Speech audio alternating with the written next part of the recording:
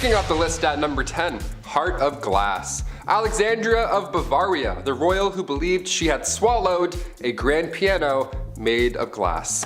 I'm not joking, yeah, she was a princess, so not technically a queen, but this is so insane that I had to kick off this list with it. The 23-year-old Bavarian princess was quite the scholar. She was known to enjoy literature, but she equally put energy into convincing those around her that she'd swallowed a piano made entirely of glass when she was a wee child. She grew up afraid that her inner piano would shatter. We have an inner demon, she has an inner piano made of glass. So she would enter rooms slowly and sideways, I'm not kidding, to, you know, avoid cracking that personal piano problem. Just like King Charles VI, he thought he was going to break at any given moment. Saying you were made of glass was quite an uncommon delusion. The victims were more often than not royalty. They had glass, they watched this fancy material shatter in their hands all the time. No wonder, it probably scared them. There's actually a play on this glass delusion. It's called The Glass Piano by Alex Sobler. Quite recent too, apparently it's a blast. Check it out if you have the chance. We love that. Keep writing plays about glass pianos. This is insane. At number 9, Rosemary's Baby. Back in the days of old, it was very important to the monarchy to have a male heir. Many kings throughout history have been known to get very upset when they weren't given a son to inherit the throne,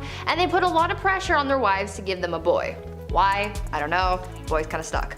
Anyway, this probably drove a lot of people crazy, but there's at least one confirmed case of crazy baby fever from Maria Eleonora. She kept trying to have a baby, but when she finally got pregnant, everyone was hoping for a boy. Unfortunately, the odds weren't in her favor and she gave birth to a little girl instead.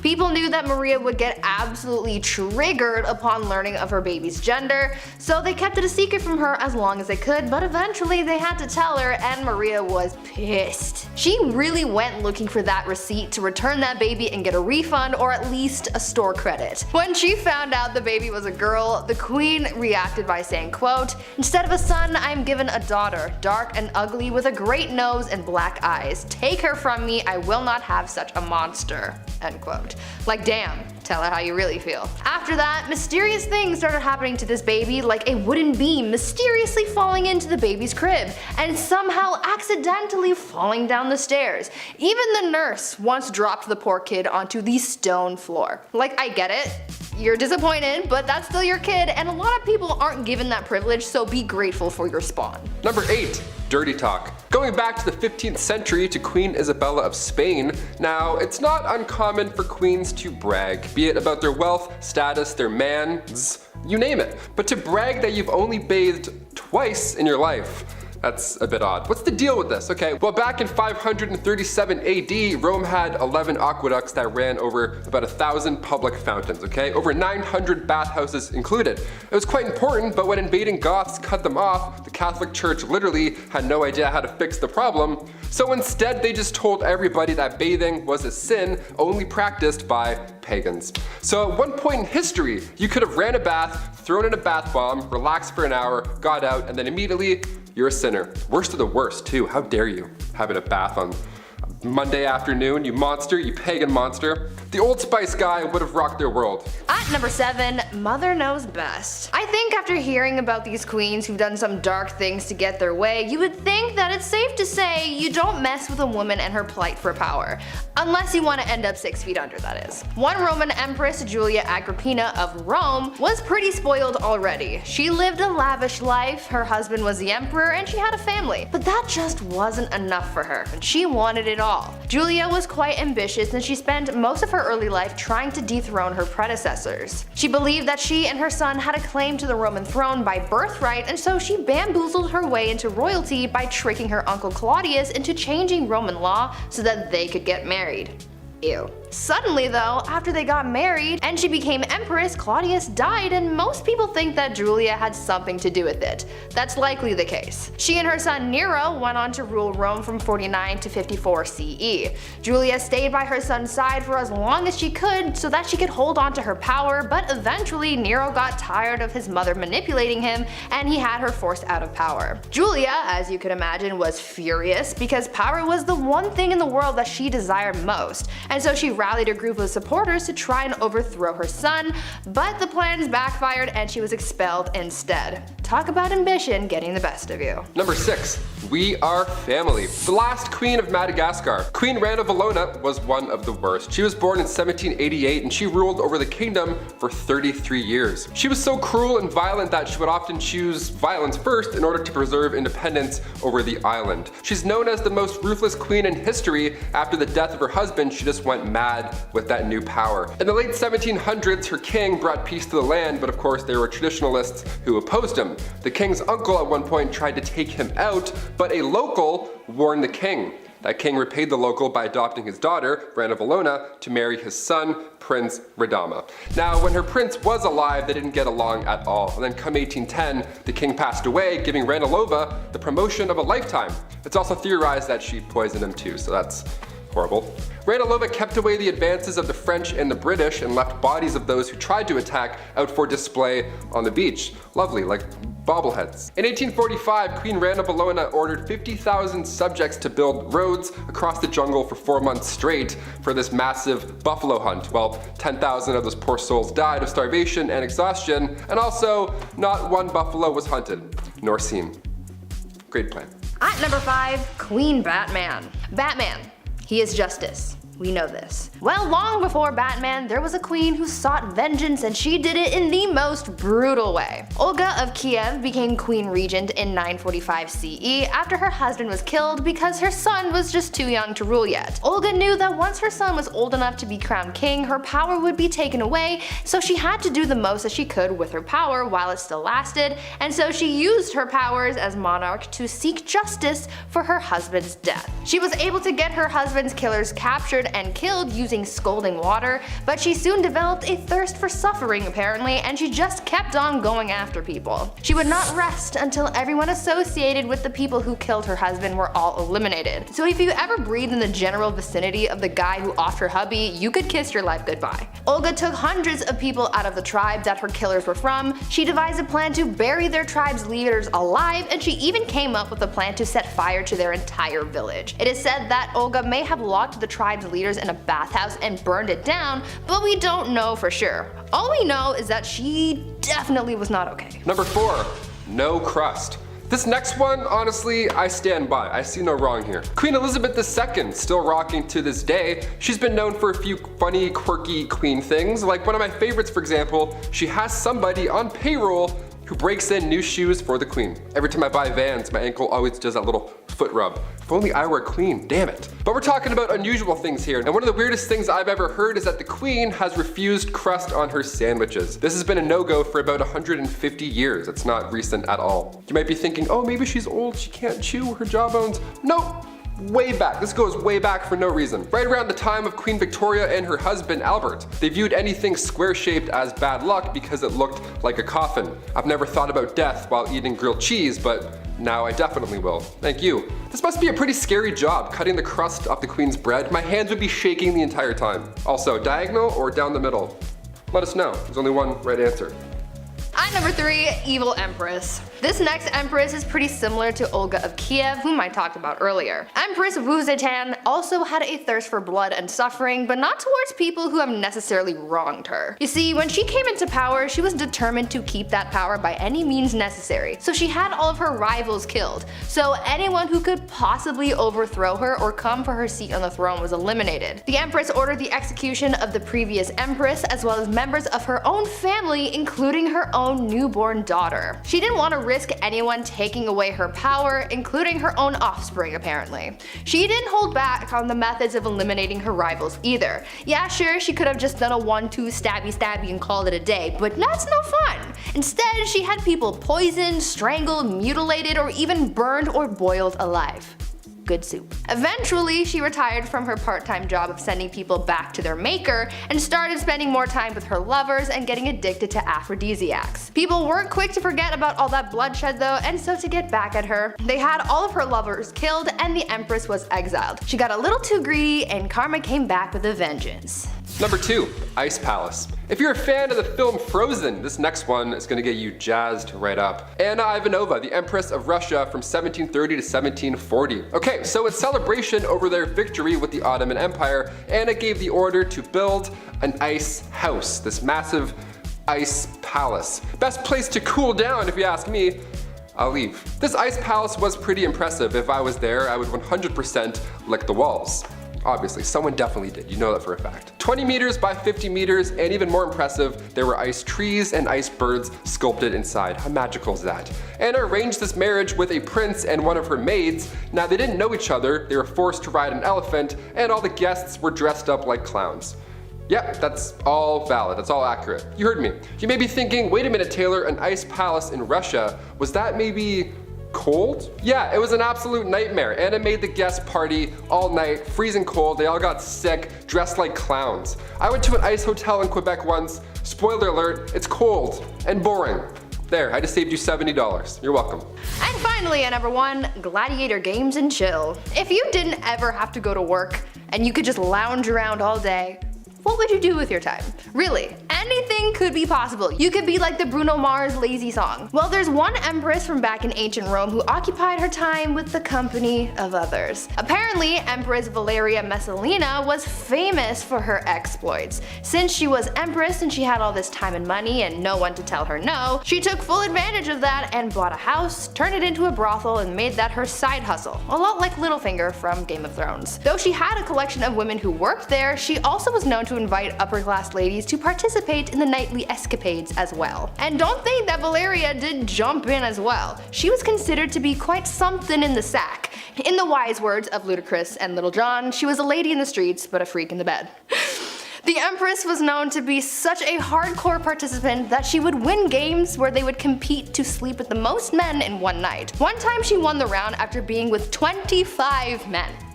One night. She did the absolute most, but at least she was having fun. At number 10, blinded by ambition. I don't know about you, but I think my favorite part of these queens lists is learning about all the wild and crazy things that queens did to keep or acquire power back in the days of old. Like, these gals were absolutely ruthless, and they weren't afraid to absolutely body anyone who stood in their way. We've heard about queens taking out enemy tribes, their husbands, and even their own family members. This all sounds like a round of Call of Duty when you're the last one on your team and you're just murking everyone in sight trying to save your own skin. Let's talk about a queen, or rather empress, who was so desperate for power that she ended up killing her own son. Irene of Athens was an empress from the Byzantine Empire who ruled from 797 to 802 CE. She started her reign as co-ruler alongside her son Emperor Constantine IV. Though it started as a good old family business, you know, saving people, hunting things. Not really. Things went south as they normally did back then. Irene wanted all the power to herself, and so she sought out to eliminate her competition, her own son. Irene lured her son into the very room that he was born in and gouged his eyes out. Like, ma'am, this is not ice cream. You can't just scoop eyeballs out and make a sundae out of them. Thank you. That's not how that works. Constantine ended up dying as a result of his injuries, and since his own heir had passed away earlier that year, the transition of power ended up going to Irene, who became emperor. Yes, emperor, not empress, because she was the sole ruler, making her the first woman to do so. Number 9, topless duels. Yeah, you heard me. Hungarian Princess Pauline von Metternich was married to Prince Clemens, but she was born in 1836 and she had to marry her uncle when she was 20 years old. So, surprise, surprise, she was unhappy. Who knew? Weird, right? Since the marriage began, her husband was involved in numerous affairs. He liked going after actresses or singers, anyone glamorous or hot or cool. He barely paid any attention to her. That is until, you know, she started to have fun, live a life maybe. Yeah, once she got over this gross prince, she had a great time. She drank, she smoked, she partied, she defied convention, but most notably, her duel in the summer of 1892. She challenged another royal, a countess of the matter, to a duel in nothing but a corset. Now to this day, it's not yet determined who exactly won this duel. It's corset poke off. But a princess dueling in the dark after some drinks, that should be a musical, not Frozen. Get out of here. At number 8, no side bays. A bad relationship can really mess you up. Anyone who's been through a bad breakup can tell you that. Not as many people carried that pain with them as much as Catherine de Medici did back in the day. Her didn't even begin to describe how she felt, and she really embodied the pain that she was feeling after having her heart broken. She basically turned into the type of person that was like, if I'm not happy, no one else is gonna be happy either. Catherine's husband, Henry II of France, had a mistress, and Catherine was well aware of it. They had been having an affair for basically the whole time Catherine was married to Henry, and he loved his mistress more than he ever loved his wife. When Henry was on his deathbed, his final request was to see his mistress one last time, and as a final F you to her husband, not only did she deny the mistress from visiting Henry, but she literally made him die alone with no one by his side when he kicked the bucket. On top of this hatred towards her husband though, Catherine was also an absolute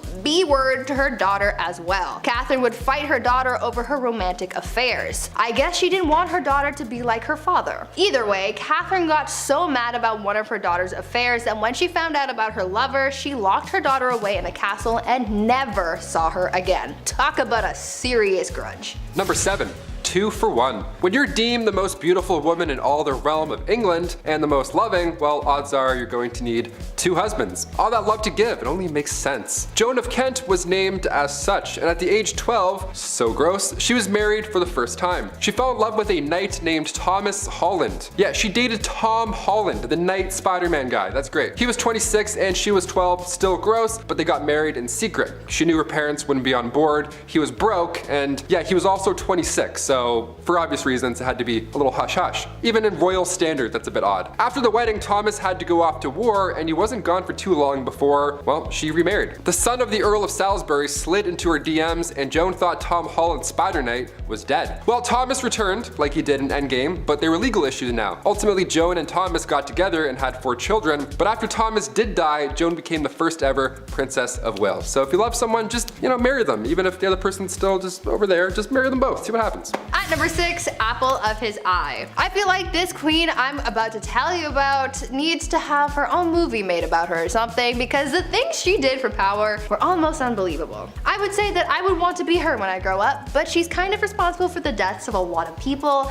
and that's not really something I'm striving for, But she did have a lot of determination. I will give her that. Isabella was married to King Edward II of England, and though she was quite the catch, Isabella wasn't really all that jazzed about him. She was like, meh, I guess I'll be your wife, even though back then she really wouldn't have a choice in the matter anyway. Anyways, after 10 years of marriage and the birth of an heir, things seemed to be relatively okay between the king and queen. That is until the king started getting all buddy-buddy with his friend Hugh Despenser, who was a much hated noble. Very hated. Hated numero uno. Isabella didn't like the bromance that was forming, and she was like, no, the only person who gets the king's attention is me. So she rallied the support of the other nobles, banished the Despenser family, burned their castles to the ground, claimed their possessions, and killed anyone who supported the disgraced family. After all of that went down, she took refuge in the Tower of London, where she met a prisoner whom she smuggled to France. Then she got her husband to bring their son to France. And from there, with the support of the nobles and the common people, she was able to defeat her husband and the Despensers, and became Queen Regent until her son Edward III came of age to become king. After all of that, she finally got her way. I hope she slept well that night, because she did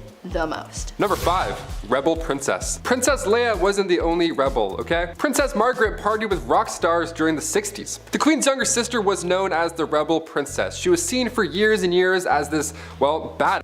She passed away in 2002, but even to this day, we're trying to piece together her love life. Pablo Picasso actually wanted to marry her at one point. How fun is that? Also, side note, I didn't realize how recent Pablo Picasso died. That was alarming to find out. Guess my whole life's a lie. Her wedding was the first to be aired on TV. That's quite a big deal. The first televised royal wedding took place on May 6, 1960. In 1968, just 8 years after, word had spread that the princess had an affair at a nightclub with pianist Robin Douglas Home, who only a year and a half later took his own own life. Adds a lot of mystery there. Then come 1973, the paparazzi got photos of her with a landscape gardener on her private island. One of the more unusual facts surrounding Princess Margaret was that she was cremated, believe it or not. She had chosen to break tradition so that her ashes could be shared in the same tomb as her father. How sweet is that? These acts are unusual when it comes to royalty, but Margaret also supported more than 80 charity organizations. But even then, media still focused on her love life.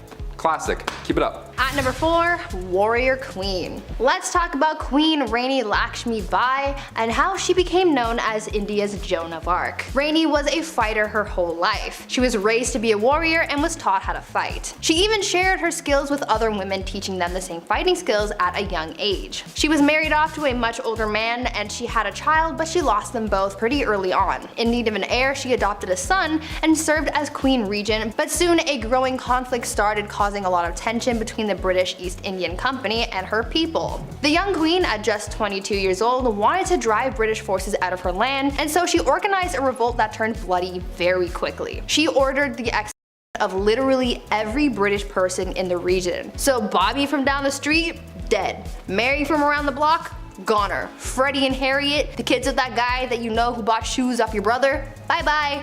Gone. Rani killed every man, woman, and child in the area, but it still wasn't enough to win against the British. The queen died on the battlefield and the British ended up winning the battle and the kingdom fell to the enemy forces. This queen was one of the bravest and most determined women in history, and she's still remembered as a hero. Number 3, Chilonis. The reason we look at princesses like Margaret and say she was a rebel is because most of the time these marriages are chosen. Well, rather, women are forced to marry some gross fat dudes. And while he's cheating and eating lobster, the wife has to have his kids and be dutiful. So for the Spartan princess from the 3rd century, she too was forced to marry Cleonymus, this older, horrible man. He was so horrible that he wasn't even allowed to have his father's throne. That's how bad he was. He was in the family and still they're like, no. So Chilonis thought, this guy sucks, the system sucks, I'm gonna go talk to the much more pleasant Architatus, son of King Ares I. Around 272 BC, both these guys, both her lovers, went to war with each other. Drama. How about the tea on that? Chilonis was preparing to hang herself in case her husband won. That's horrible. Now luckily he lost, therefore the princess this time around did really live happily ever after with her other man. That's like an R-rated version of Shrek 2, what I just said. I can't believe people had to go through this in real life. That's horrible. At number 2, toxic cosmetics. The price of beauty is pretty steep. These days people spend hundreds and hundreds of dollars on makeup to make themselves feel beautiful, but back in the day makeup not only cost a pretty penny, but it also cost some serious health concerns. Cosmetics were made of a lot of questionable ingredients that you probably wouldn't find in today's products, but for people like Queen Elizabeth I, she didn't care what she was putting on her skin, so long as she not only looked like a snack, but the whole damn meal. Yeah. Elizabeth had pitting in her skin from when she contracted smallpox at the age of 29, and back then, having blemished skin was a sign that God was a little cheesed with you, or that you were having some wild thoughts like thinking about the sexy time ooh. It was thought that these thoughts bubbled up from your no-no square up to your face and showed everyone that you were sinning. Anyways, to cover up the blemishes, Elizabeth wore a lot of makeup, like her version of foundation, but the ingredients were really just making things worse and not better. The foundation was made with a tincture of white lead ore, vinegar, and sometimes arsenic, hydroxide, and carbonate. To add some color back to her face after applying this pasty white mask, she'd powdered cinnabar to her lips and cheeks, but this was pretty dangerous because it contained mercury. She did this every day, and as you can imagine, it wasn't good for her health at all. Imagine absorbing all of those chemicals through your face on a daily basis. Not cute. And finally, number 1. Are you not entertained? Back in the late 1800s, the name Clara Ward would stir up a conversation. She was famous, really famous, for all the wrong reasons, of course. All it took was her bumping into a European royal and Bob's your uncle. Since birth, Clara was born into money. She didn't even need a royal husband. She was born into a wealthy industrialist family. She would sometimes visit the family mills, you know, to make it look good and kind of be like, hey, how's everyone doing? Whatever, just casual visit. But on this one casual visit, she crossed paths with the Prince of Caraman-Chimay. He was there for trade, but when he left, he brought back a wife. Carry on. Also, meet my wife. Here she is. People were freaking out, obviously. A royal marrying a common American girl. Wow, how could you? She was the talk of the town. Unlike Meghan Markle, Clara loved to show off with her newfound wealth. Some loved her and her image, but others not so much. The marriage only lasted 6 years. Clara eloped with a Hungarian musician, then after her divorce she had to model to make a living rather than showing off for clout. Kicking off the list at number 10, the Empress of Austria. The saying wrong place at the wrong time couldn't be used more in this case. Empress Elizabeth of Austria, she was sadly taken out by somebody who just wanted to attack a royal. He didn't have anything against Elizabeth per se. This man was an Italian anarchist named Luigi Lucchini, and that fateful day, September 10th, 1898, he took the Empress's life. In his own admission, Luigi stated that he had nothing against the Empress on a personal level at all. So what had happened was he intended on taking the life of the Duke of Orleans, but when Luigi arrived a little too late in Geneva, the opportunity to do so had passed. He looked at a local newspaper, saw Elizabeth, and found out where she was staying, and he waited for her to leave that hotel. That's how easy it was. People are so creepy. Keep an eye open. If you're a queen, keep your eyes open. This is scary. Number 9. Royal curse. The remains of Polish queens and kings were discovered back in April 1931 in a crypt in Vilnius. Polish researchers didn't even know what they were in for. I mean, a storm had flooded a cathedral and they threw down sandbags to preserve the area, but on the night of April 25th, they had followed the water into this lost chamber that held the remains of Polish kings and queens. These remains, with the crowns still attached, might I add, were from the 15th century. What a find, right? Well, sadly the remains were all over this flooded tomb now. It wasn't really in one spot. It was horrible. And now after these discoveries, that's when things got really mysterious. Those involved in the findings began to die off in unusual circumstances, one after another. And it happened pretty quick too. One professor had died after falling down a shaft in his apartment. He had a heart attack. An engineer had died before him as well due to undisclosed medical issues. Okay. Another professor years later who worked in the crypt as well became paralyzed at age 62. A sculptor involved died when untying his shoelace. Just the weirdest way to go out. That's the only details that we know. Just, I don't know, use your imagination I guess. Maybe he fell and hit his head. That's sad, it's tragic. And another professor died in 1936 shortly after visiting the crypt as well. I sure hope this isn't an ancient curse because these guys were trying to preserve their history and avoid the crypt from flooding. Like, I don't know, we need a Ouija board to clear this whole thing up. We were trying to help you with the sandbags. Number 8, Queen Caroline. In a list of unusual ways that people have died, odds are it's going to get a little gruesome, a little messy. After all, that's why you clicked this video, right? Right? Some ancient queens die natural causes and then history remembers them for their reign. In this case, history remembers Queen Caroline for the way that she died. It was written in an epigram from the 18th century from a poet named Alexander Pope. He wrote down, "Here lies wrapped up in 40,000 towels, the only proof that Caroline had bowels."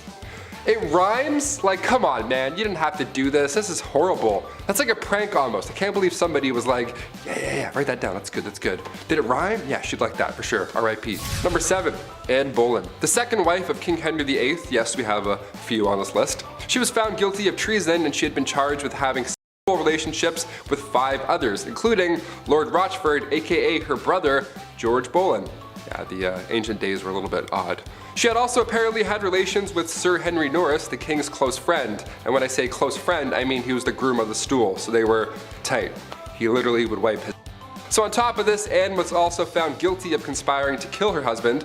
Now, it's since been proven that these crimes were a bunch of rubbish, basically. Anne wasn't even present when these events went down. She was still recovering from the birth of her daughter, future Elizabeth I, so there's no way in hell she was fooling around with the groom of the stool in October 1533. All 5 guys involved were executed on Tower Hill in May 1536, and then 2 days later, Anne joked about her little neck before being taken out with a sword as well. There wasn't even a coffin for her burial. Somebody had to go and get an old elm chest from the Tower Armory. They used a chest to bury her body near her brother, Lord Rochford. A chest. Horrible. That's so horrible. Number 6, Mary Queen of Scots. If you're a murderino, this one's pretty juicy. Listen up. Back in 1565, Mary was determined to take the throne for herself. When Mary was just 6 days old, her father, King James V, had passed away, so she ascended to the throne. She was about to marry the King of France in 1558, but he passed away, so she returned to Scotland as the country's monarch. Her next plan was to marry her cousin, Lord Darnley, so now if something were to happen to Elizabeth, Mary would be yet again lined up for the throne. That cousin ended up dying in a random explosion, and then years later, in 1568, Queen Elizabeth had welcomed Mary after she fled to England. So Mary was close, but now what? Well, Elizabeth had found out that Mary was involved in English Catholic and Spanish plots to overthrow her, so she was then placed on house arrest. Fair, more than fair, more than fair. Cut to 19 years later, 1586, a letter had emerged revealing that Mary was involved in a plot to have her cousin, Queen Elizabeth I, killed. She was then sentenced to death and her head was taken off for treason. History is dark, my friends. Even if you're family, shit gets crazy. Number 5, Charlotte Augusta. Princess Charlotte Augusta of Wales lost her life in 1817, and when I say ancient, this is probably the most recent that I'll go, because I know ancient means way back. I gotcha. But I have to include this one because as far as royals go, she was loved at this time. She ended up falling in love with Britain's Prince Leopold, but a year and a half later, she died giving birth. She was healthy at the time. She was only 21 years old when this happened. Charlotte was lined up to be the queen one day, and historical accounts say that the doctors here were at fault. Charlotte's tragic passing had vendors running out of black fabric. That's how rocked the public was right after this. Just massive displays of grief. What do you guys think? Comment down below. Was this a doctor conspiracy or just classic medieval times? It's the olden days. We can't really do as much. Let us know. Number 4, Catherine Howard. Queen of England from 1540 to 1541. Such a short amount of time, but why? Being the 5th wife of King Henry VIII, cousin to Anne Boleyn, referred to by King Henry as his rose without a thorn, he just gave her all the gifts and she was just 19 years old. Sounds great so far, but you know, because of his list, things won't end up well. Their marriage didn't even last a year until rumors, not letters or eyewitnesses, rumors started spreading about infidelity. There was a small amount of evidence that suggested that she had been romantically involved with somebody beforehand, so a jealous mad king got jealous and mad again. Shocker. You had me at 5th wife, I don't know. She was executed for adultery and treason at the Tower Green on February 13th, 1542. Number 3, Catherine Parr. When Catherine Parr got a position in Princess Mary's house in 1542, she met King Henry VIII. She was smart. She was 30 years old, so it was a step in the right direction age-wise when it comes to these queens and King Henry. Not that there's anything wrong with marrying somebody younger, that's not what I'm saying, but it's just, well, look at this list. All of these people died, spoiler alert, so the older the better at least. I don't know. She was seen as somebody who could nurse the king in his dying age, so the public liked her. She was the first English queen also to write and publish her own books. Now, come 1543, Catherine gave up her man, Thomas Seymour, to marry the king.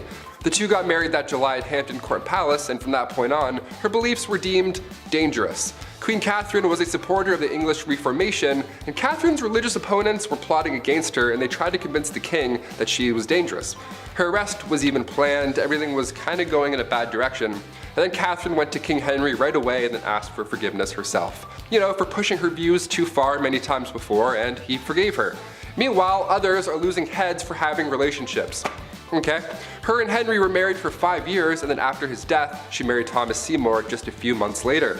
And then come September 1548, she died after giving birth to her daughter. The account of her death comes from a lady-in-waiting and friend of Catherine Parr, comes from Elizabeth Tyrrett, only her account is fishy because she never liked Thomas Seymour to begin with. She made it seem like Catherine was speaking about her husband in a negative manner when she was dying, and this is the only time in history where that's ever been an idea. So what do you think? It's like broken telephone, but hundreds of years ago. I'm like, maybe she was friends? I don't know. Sounds like a conspiracy. Number 2, Anne of Cleves. Where to even begin here? Okay, this one is sad, man. Anne was right in the middle of Henry's wives. She was married to King Henry for 6 months, and it was seen as quite strategic in a way. Henry's chief minister convinced him to marry one of the sisters of Germany's Duke of Cleves, either Anne or Amelia. So in order to decide, Henry requested that Hans Holbein travel to Cleves to paint a portrait of each sister. This is like the birth of Tinder right now. I'm not joking, this actually happened. This man compared portraits and then chose Anne because every man praiseth her beauty. She was compared to the silver moon. Yeah, try that on a dating site. I praiseth thou beauty, madam. Super swipe. A treaty was signed, and a few weeks later Anne arrived to England. Henry was beyond upset because she looked nothing like she did in her portrait. Yep, real life, this is what really happened.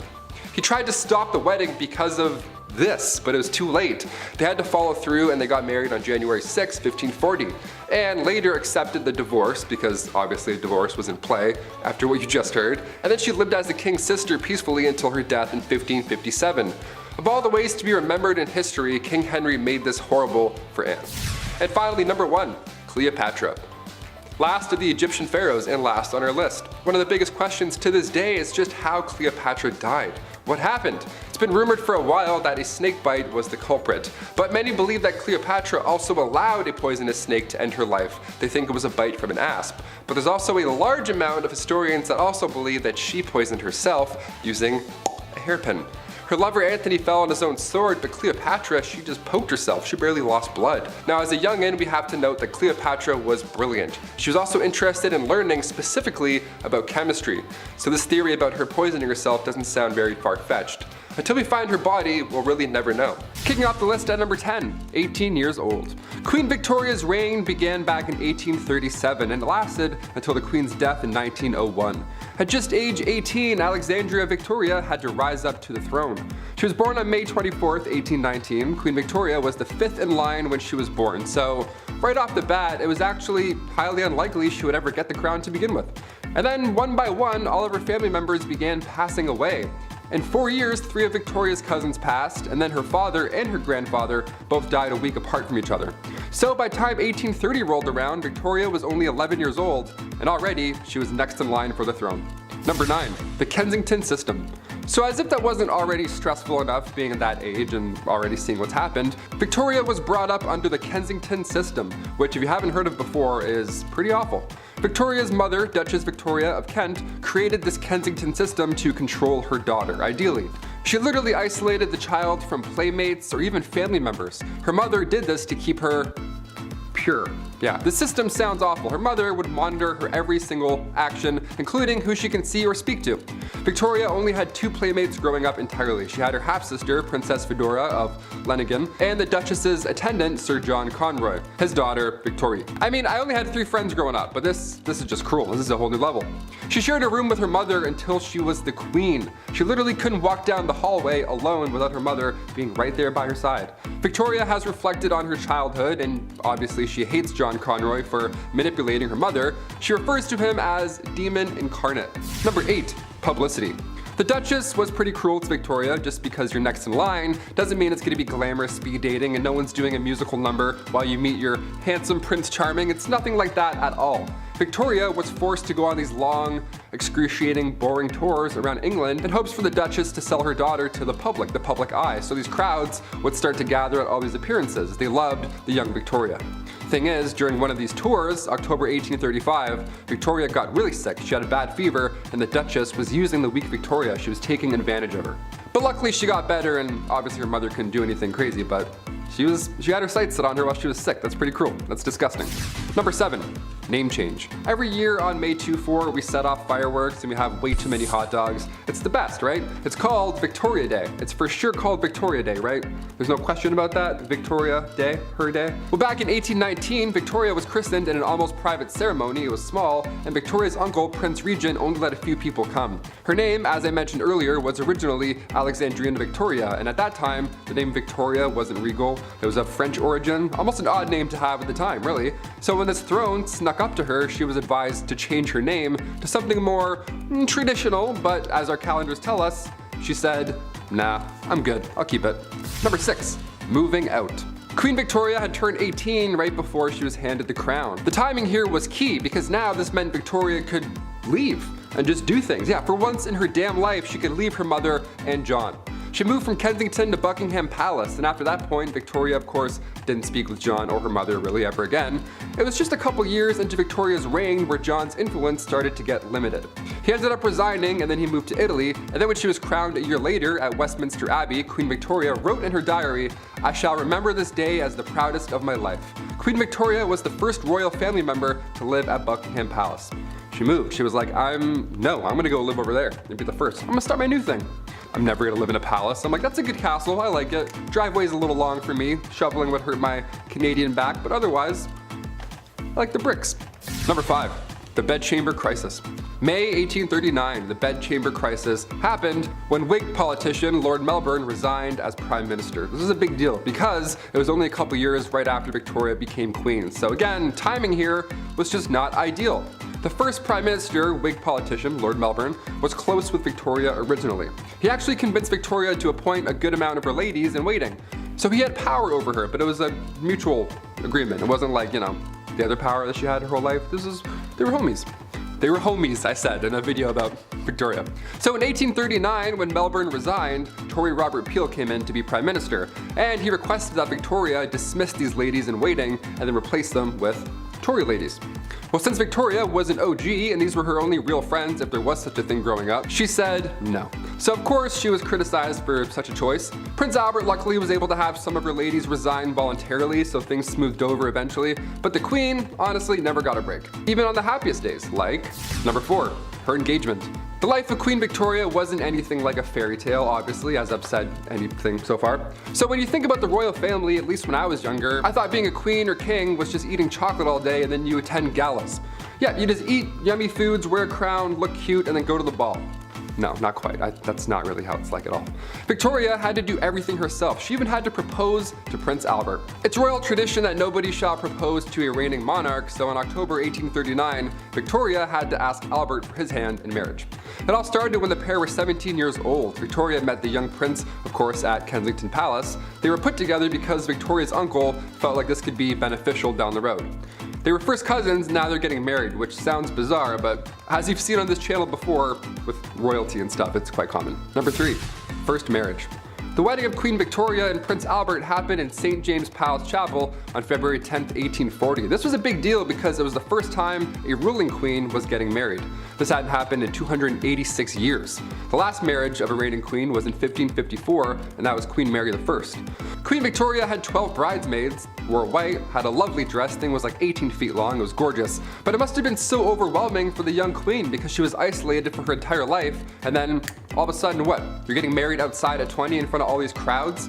After the wedding, Queen Victoria's head was hurting. It was probably so stressful, but she still had the time of her life. She wrote this in her diary after her wedding. She wrote, "I never spent such an evening. My dearest, dear Albert. His excessive love and affection gave me feelings of heavenly love and happiness I never could have hoped to have felt before. He clasped me in his arms and we kissed each other again and again. His beauty, his sweetness, and gentleness, really, how can I ever be thankful enough to have such a husband? To be called by names of tenderness I've never yet heard used to me before was bliss beyond belief. Oh, this was the happiest day of my life." Yeah, when you're locked up and you have a horrible duchess watching your every move, this day probably sounds like a nice break. A well-deserved break, I'd say. Eat all the cake you can have. Number 2, attacks. Being the queen and all, a security team is always needed. And during her reign, there were multiple attempts to harm the young queen. The first attack was back in 1840. An 18-year-old man named Edward Oxford fired towards the queen's carriage. When Edward was accused of high treason, he was actually found not guilty due to insanity. A couple years later, in 1842, it happened again. This time, 2 men fired at her.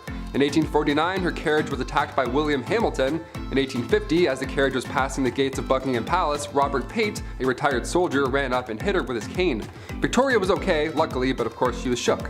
And then again in 1842, 1849, and 1872, attempt after attempt after attempt. But at one point, things were creepy and almost worse. Number 1, Boy Jones. If you haven't heard of Boy Jones or anything that happened here at all, I saved it for last because it's very creepy. It's mind-blowing in a horrible way. A teenager stalked the queen back in 1838 until 1841. His name was Edward Jones. This guy somehow managed to break into Buckingham Palace more than once. Just some Assassin's Creed going on here. Guy just knows a route, I guess. That's so scary. He would break in and he would hide under the queen's sofa. He would sit on her throne and, one of the worst things ever, he would go through her drawers. Figuratively and literally. Like he would go and he would steal her clothes until eventually and thankfully the guy got caught. 10. Moving in. I don't know about you guys, but when I think of Old Blighty, I think of royal prestige. London and Buckingham Palace. After all, that's what a queen needs. You gotta have a palace. Where's my palace? Although most people think of the queen living in Buckingham Palace, Queen Victoria was the first of the royal family to do so. I'm not royalty, but I wouldn't mind crashing a few days there. Nice big place, servants, probably all you can eat.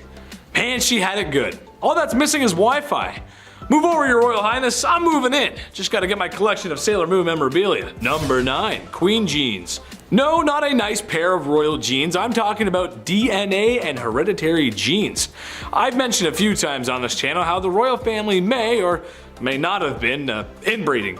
Okay, who am I kidding? There was a lot of inbreeding going on. Sisters, brothers, mothers, fathers, cousins, and of course, hey step bro. Now, as lovely as that seems to some, unfortunately, crossing the hall to reproduce can have ill effects, as inbreeding is known to have complications with birth and their offspring. Well, Queen Victoria may have been the first carrier of hemophilia B, a blood clotting disease. While not having it herself, it's thought she passed it down through royals related all throughout Europe. Tsar Nicholas II's son comes to mind. However, I feel like if we told the royals why people were contracting certain illnesses, they would still do what they want anyway. So I'll just close the door. You guys can go ahead and do what you're gonna do. Number 8. Breaking tradition. For men in Western culture, it has been a long time of bending the knee to propose to the woman that you love, or so wish to swoon. Tammy Lynn, I don't got much, but I know I got this ring I found behind a Chuck E. Cheese. So what I would like to do is I Jim Bob Billy Abernathy am asking for your hand in marriage. So romantic. Anyway, bad jokes aside, you'd be wrong in thinking that's how it went for old Blighty. When the young monarch met her cousin, Albert, the love juices were flowing. She knew she was gonna have to lock him in and propose to him before he could get the chance. They were shortly married soon after, and as stated in her diaries, it seemed that the couple was truly in love, which for royals is kind of rare. Even today, it's usually men who propose to ladies, but all I'm gonna say is, ladies, I'm 300 pounds of twisted steel and sex appeal, and I put the toothpaste lid back on after brushing my teeth, so... Number 7. Did you miss me? Queen Victoria was a leader. She held a lot of power, and that means people sometimes got a little crazy and wanted to remove her from such power. So for Queen Victoria, it should be no surprise, however uncouth it was, but she had multiple assassination attempts on her life. A lot of which were people firing shots at her carriage for some reason with a pistol. And a lot of these attempts leading people to being declared insane. And one specific amateur who tried multiple times to end the royal and failed every time. 8 times to be specific. I feel like after the first 4 times when the guard saw this guy approach, it was like, oh, man, this guy again. Oh, brother, this guy stinks. Anyway, all attempts to end her life failed, and she became the 2nd longest reigning queen, next to Queen Elizabeth, of course. Number 6.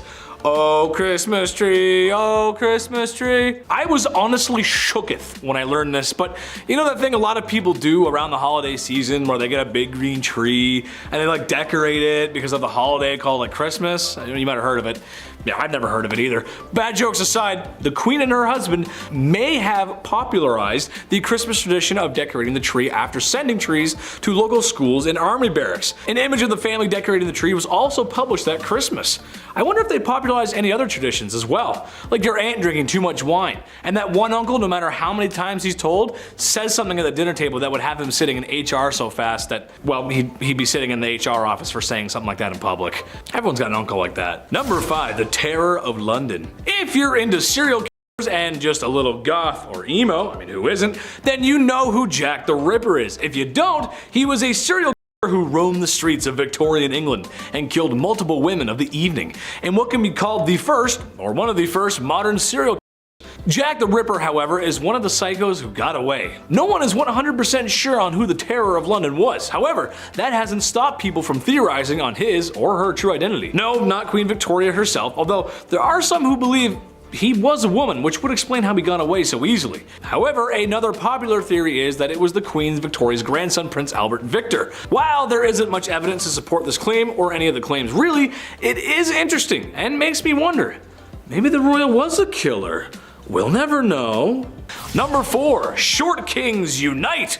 Even though I'm a semi-charming and moderately handsome internet host, I suffer from an illness a lot of men do. I suffer from shortness.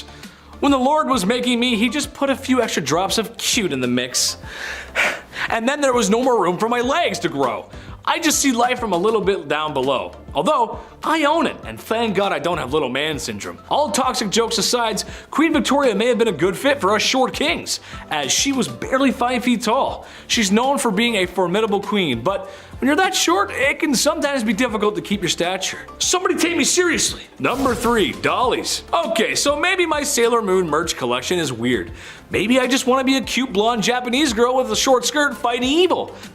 Can you blame me? However, something I always find strange, no matter who it is and who owns it, is a doll collection.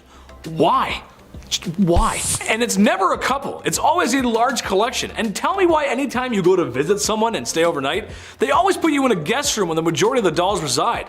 There's nothing like 100 pair of creepy plastic eyes staring you down while you're trying to sleep in a bed that isn't yours. Well, Her Royal Majesty had her own collection of dolls. Yeah, that's right. You can just imagine the kind of treatment these dolls received. It's said she had hundreds of them and most likely wore higher quality clothes than most common folk at the time. Great, now my worst nightmares outnumber me and they're dressed to the nines. Whew, dolls are just creepy. Number 2, here comes the bride. Imagine being so powerful, so mighty, and influential that you'll create 2 Western traditions. Sure, the Christmas tree is great, but I'd argue the white wedding dress is more. She wasn't the first to wear a white wedding dress, but she was the one that made it happen. There's a few reasons why, and the obvious one is flexing that royal coin, but imagine trying to keep pure white clothes clean in the past. My mom makes a mean spaghetti and meatballs, and I have a difficult time keeping those stains off my white t-shirts, which, if you also ask my mom, is a bad color for me. I was a messy kid. That's why other colors at the time made sense. After all, there's no dry cleaning in the 1800s. At least not with modern machines and stain remover. Hey Alexa, can you add stain remover to my list? Number 1. Send lewds. Despite being known as a somewhat prudent queen, apparently the queen had an eye for the art that was lewd. In one case, the royal husband and wife gave each other art. She got some nice work, and he got some nice works, if you catch my drift. We all know how nudity and lewd imagery can be treated by those who wish to censor it. Queen Victoria felt the opposite and had somewhat of an appreciation for the human form, even commissioning a lewd painting of herself. At least lewd for the time, it was more like a wrist and ankles kind of thing, but you know. Number 10, Marie Antoinette. I wonder what it must have been like to be the Queen of France. To sit in a palace and eat all those delicious foods that your cooks can make while the peasants outside struggle to eat and sing about bread for some reason. I don't know, Les Mis reference. It's a life of beauty, balls, and not listening to what the stinky peasants outside have to say. Except that's the very reason why Marie Antoinette was the last queen of France. You can only spend so much time and money on your exuberant lifestyle before the people get fed up. I mean, these people have nothing. It's kind of difficult to control people when they don't even have food at home. They let the queen know how upset they were when they decided to remove her head from her body. Number 9. Bloody Mary, Bloody Mary, Bloody Mary. Sometimes it's just in the name, isn't it? Like Mario, you know that he's an Italian plumber. Or Luigi, you can tell that that's an Italian plumber's brother.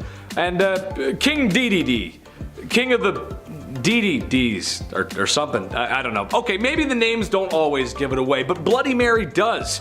Most known for her liberal use of the wooden stake and the whole burning folks alive thing. I wish I could tell you it was for barbecue, but it was actually for some more serious religious persecution and reformation. The Catholic Church was hot, but the witches and heretics burning at the stake were hotter. No cap. Number 8, Ranavalona of Madagascar. This one is a new one for me. Didn't know about this, but here we go. So basically, Queen Ranalo. I'm just gonna call her Queen Ravioli because I can't pronounce it. Basically, Queen Ravioli takes over from her past husband. She says to herself, how can I make things better? Oh, I know. How about I become a ruthless, bloodthirsty, unaliving tyrant? Great idea, right? Yes, very not great success. Yes, unfortunately, she did many heinous things. Something I found out to be particularly interesting, however, was her destroying the many good things her husband had set up before her. Madagascar had some European intervention, and while it's true that a lot of times that is a bad thing, and yeah, it's a bad thing, and it does bring some bad stuff with it, however, it also brings a lot of good things with it. In Madagascar's case, it was markets, modern schools, trade, and diplomacy with Europe, and that's good. Money's good, you like that. Well, the queen wasn't having any of that, so she reformed. And by that I mean she repressed and unalive people. Number 7, Empress Irene. Kings, queens, emperors, and empresses. Chances are these folks are related. It's a family thing. E mia familia, you know what I mean? It's how it goes when you're the king, and you need a son to continue the lineage. Even though, I would like to argue that if you're gone, you're gone. So who really cares who's taken over? Just my opinion. Speaking of eye gouging, oh wait, I didn't mention that before. I made a segue, but okay, that's alright, bad segue. Well, the topic of discussion here is Empress Irene. Basically, her son was taking too much power for himself. She was losing hers, and yada yada, and his eyes were gouged out from 2 guards ordered by his dear, sweet mother. Can you blame her though? I mean, come on, he was threatening a rule. She worked so hard to get there. The chief was just silent on this one. Chief had no words for that one, guys. No words. Number 6, Fu Hao. Another woman in history married to a man in the stinky patriarchy. Worst! Except Fu Hao didn't want to be wife 57 of 64. She wanted more than that. And to be honest, I think that's fair. You go, girl. Who wants to be wife 57 of 64? Maybe some people in Utah, I don't know. What's maybe slightly more unholy than having that many wives is going on an epic military campaign and raging war in the Shang dynasty. A warrior queen, if you will. We know some of this history based on her tomb, as she was buried with ceremonial weapons, knives, blades, swords, some dogs, some human sacrifices, gold, money, jade, and lots of other valuable goodies. Just makes you want to loot all the stuff in there, doesn't it? I mean, jade's pretty cool. This was a common practice amongst male warriors back then, but you know what? Good for her and all that unaliving. Way to go, sister. I like it. Very nice. Okay. Number 5, Tamiris. Honestly, every time I face her in Civilization 6, it just ends badly. I'll spend a few turns building my economy or maybe organizing some troops, and I look back over at her cities and she's already amassed a massive army and is ahead in science. Yeah, I'm not the best Civ 6 player, but sheesh lady, come on, give me a break. This probably has something to do with her real life counterpart. Tamiris was a woman who lost her son to Cyrus the Great. So she said to herself, I don't know what's so great about this Cyrus guy. There's a Trailer Park Boys reference in there somewhere. Just imagine Ricky telling Cyrus off. I don't know, you gotta find it. Basically, after losing her son, she gathered the troops and commenced battle. The almighty Cyrus met his end, which, given how the way women were treated back then, probably didn't go over too well with PR. Yeah, she got her revenge though. Number 4, the Trung sisters. The Trung sisters are double trouble. You're getting 2 queens at once here. China was being down bad and trying to conquer some things that maybe they shouldn't have. Naughty, no. The Trung sisters came to answer the call. These girls are actually revered as heroes still today in Vietnam. But what they were able to do for so long was very impressive. China had a very impressive army, no surprise there, and Vietnam was a much smaller country, or kingdom I guess you'd say, and their army was not as impressive. But the sisters managed to hold them off for 3 years. 3 years with their forces. That is crazy good. That is very impressive, and perhaps a lot of bloodshed too. Sadly, the sisters waded off into the waters before they could be captured, because after that long fighting, I wouldn't want to be captured either. Number 3, Grace O'Malley. Avasi landlubbers, ye be looking for Grace O'Malley. Well then ye come to the right place, sir. Thank you, thank you. That is my private impression. I will be here all week. Bad impressions aside, Grace O'Malley wasn't a traditional queen, to be fair, but what she didn't have in regular queen qualities, she did make up for that in being a badass pirate. Nice. This is another one where I'm gonna ask Hollywood for a movie, please. Irish pirate queen? Come on guys, that's just a movie begging to be made. Grace O'Malley was a fierce pirate from the age of 11 and a wise woman who ruled the seas after her father's passing. I don't really have much to say after that, to be honest. I'll just wait for Hollywood to make their move. And maybe you can cast me in there. And I can put on some long red hair and some boots, and I could swim and just put the red hair on me right now. I just look so good. Number 1, my mom. My mom, I love her so much. She's the best. But man, sometimes, she's so unfair. I had to do chores when I was a kid, and I had to put down the toilet seat, and worst of all, she made me put the lid of toothpaste back in the tube when I was done with it. Ugh! I mean, come on, right? Not like she ever did anything for me, like birth me, feed me, raise me, clothe me, and love me unconditionally. And now I gotta make my bed? Oh, this is the worst day ever! I'm sure no other cute boy with blue eyes like me ever had this problem. Ugh! Number 10. Queen of hating her daughter. Starting off this list with a bang would have to be the utterly despicable Maria Eleonora of Brandenburg, the Queen of Sweden. Queen Maria here seems to be guilty of the crime of attempted delifing. That's a pretty crazy thing for a queen, but it gets even crazier when you find out it was her own daughter who she tried to do this to. For some reason, when the queen gave birth to her daughter, who she wanted to be a son, she instantly thought of her sweet, innocent little daughter as a dark and ugly monster with black eyes. Gotta love coming into this world and being hated purely for existing. As she saw her as a monster, Maria tried to have her daughter dispatched multiple times, and I don't know what this crime would be called, but she even forced her daughter to sleep next to the rotting corpse of her own father. Maybe that's the true crime here, because this is messed up. Number 9. Don't mess with the Empress. The only powerful female emperor in the history of China has got to make you extremely ruthless, simply because you are a target and you would have needed to work to get to where you are. And you know what? Wu Zetian, who ruled during China's Tang Dynasty, was quite ruthless. She took her position of power by force, and she slayed many people in order to do so. But she didn't stop there. She committed more acts of slaying throughout her rule as well. And I don't mean like slay queen, although that does really work for this list, but no, she slayed people. And we don't support that kind of criminal behavior, even if you are above the law.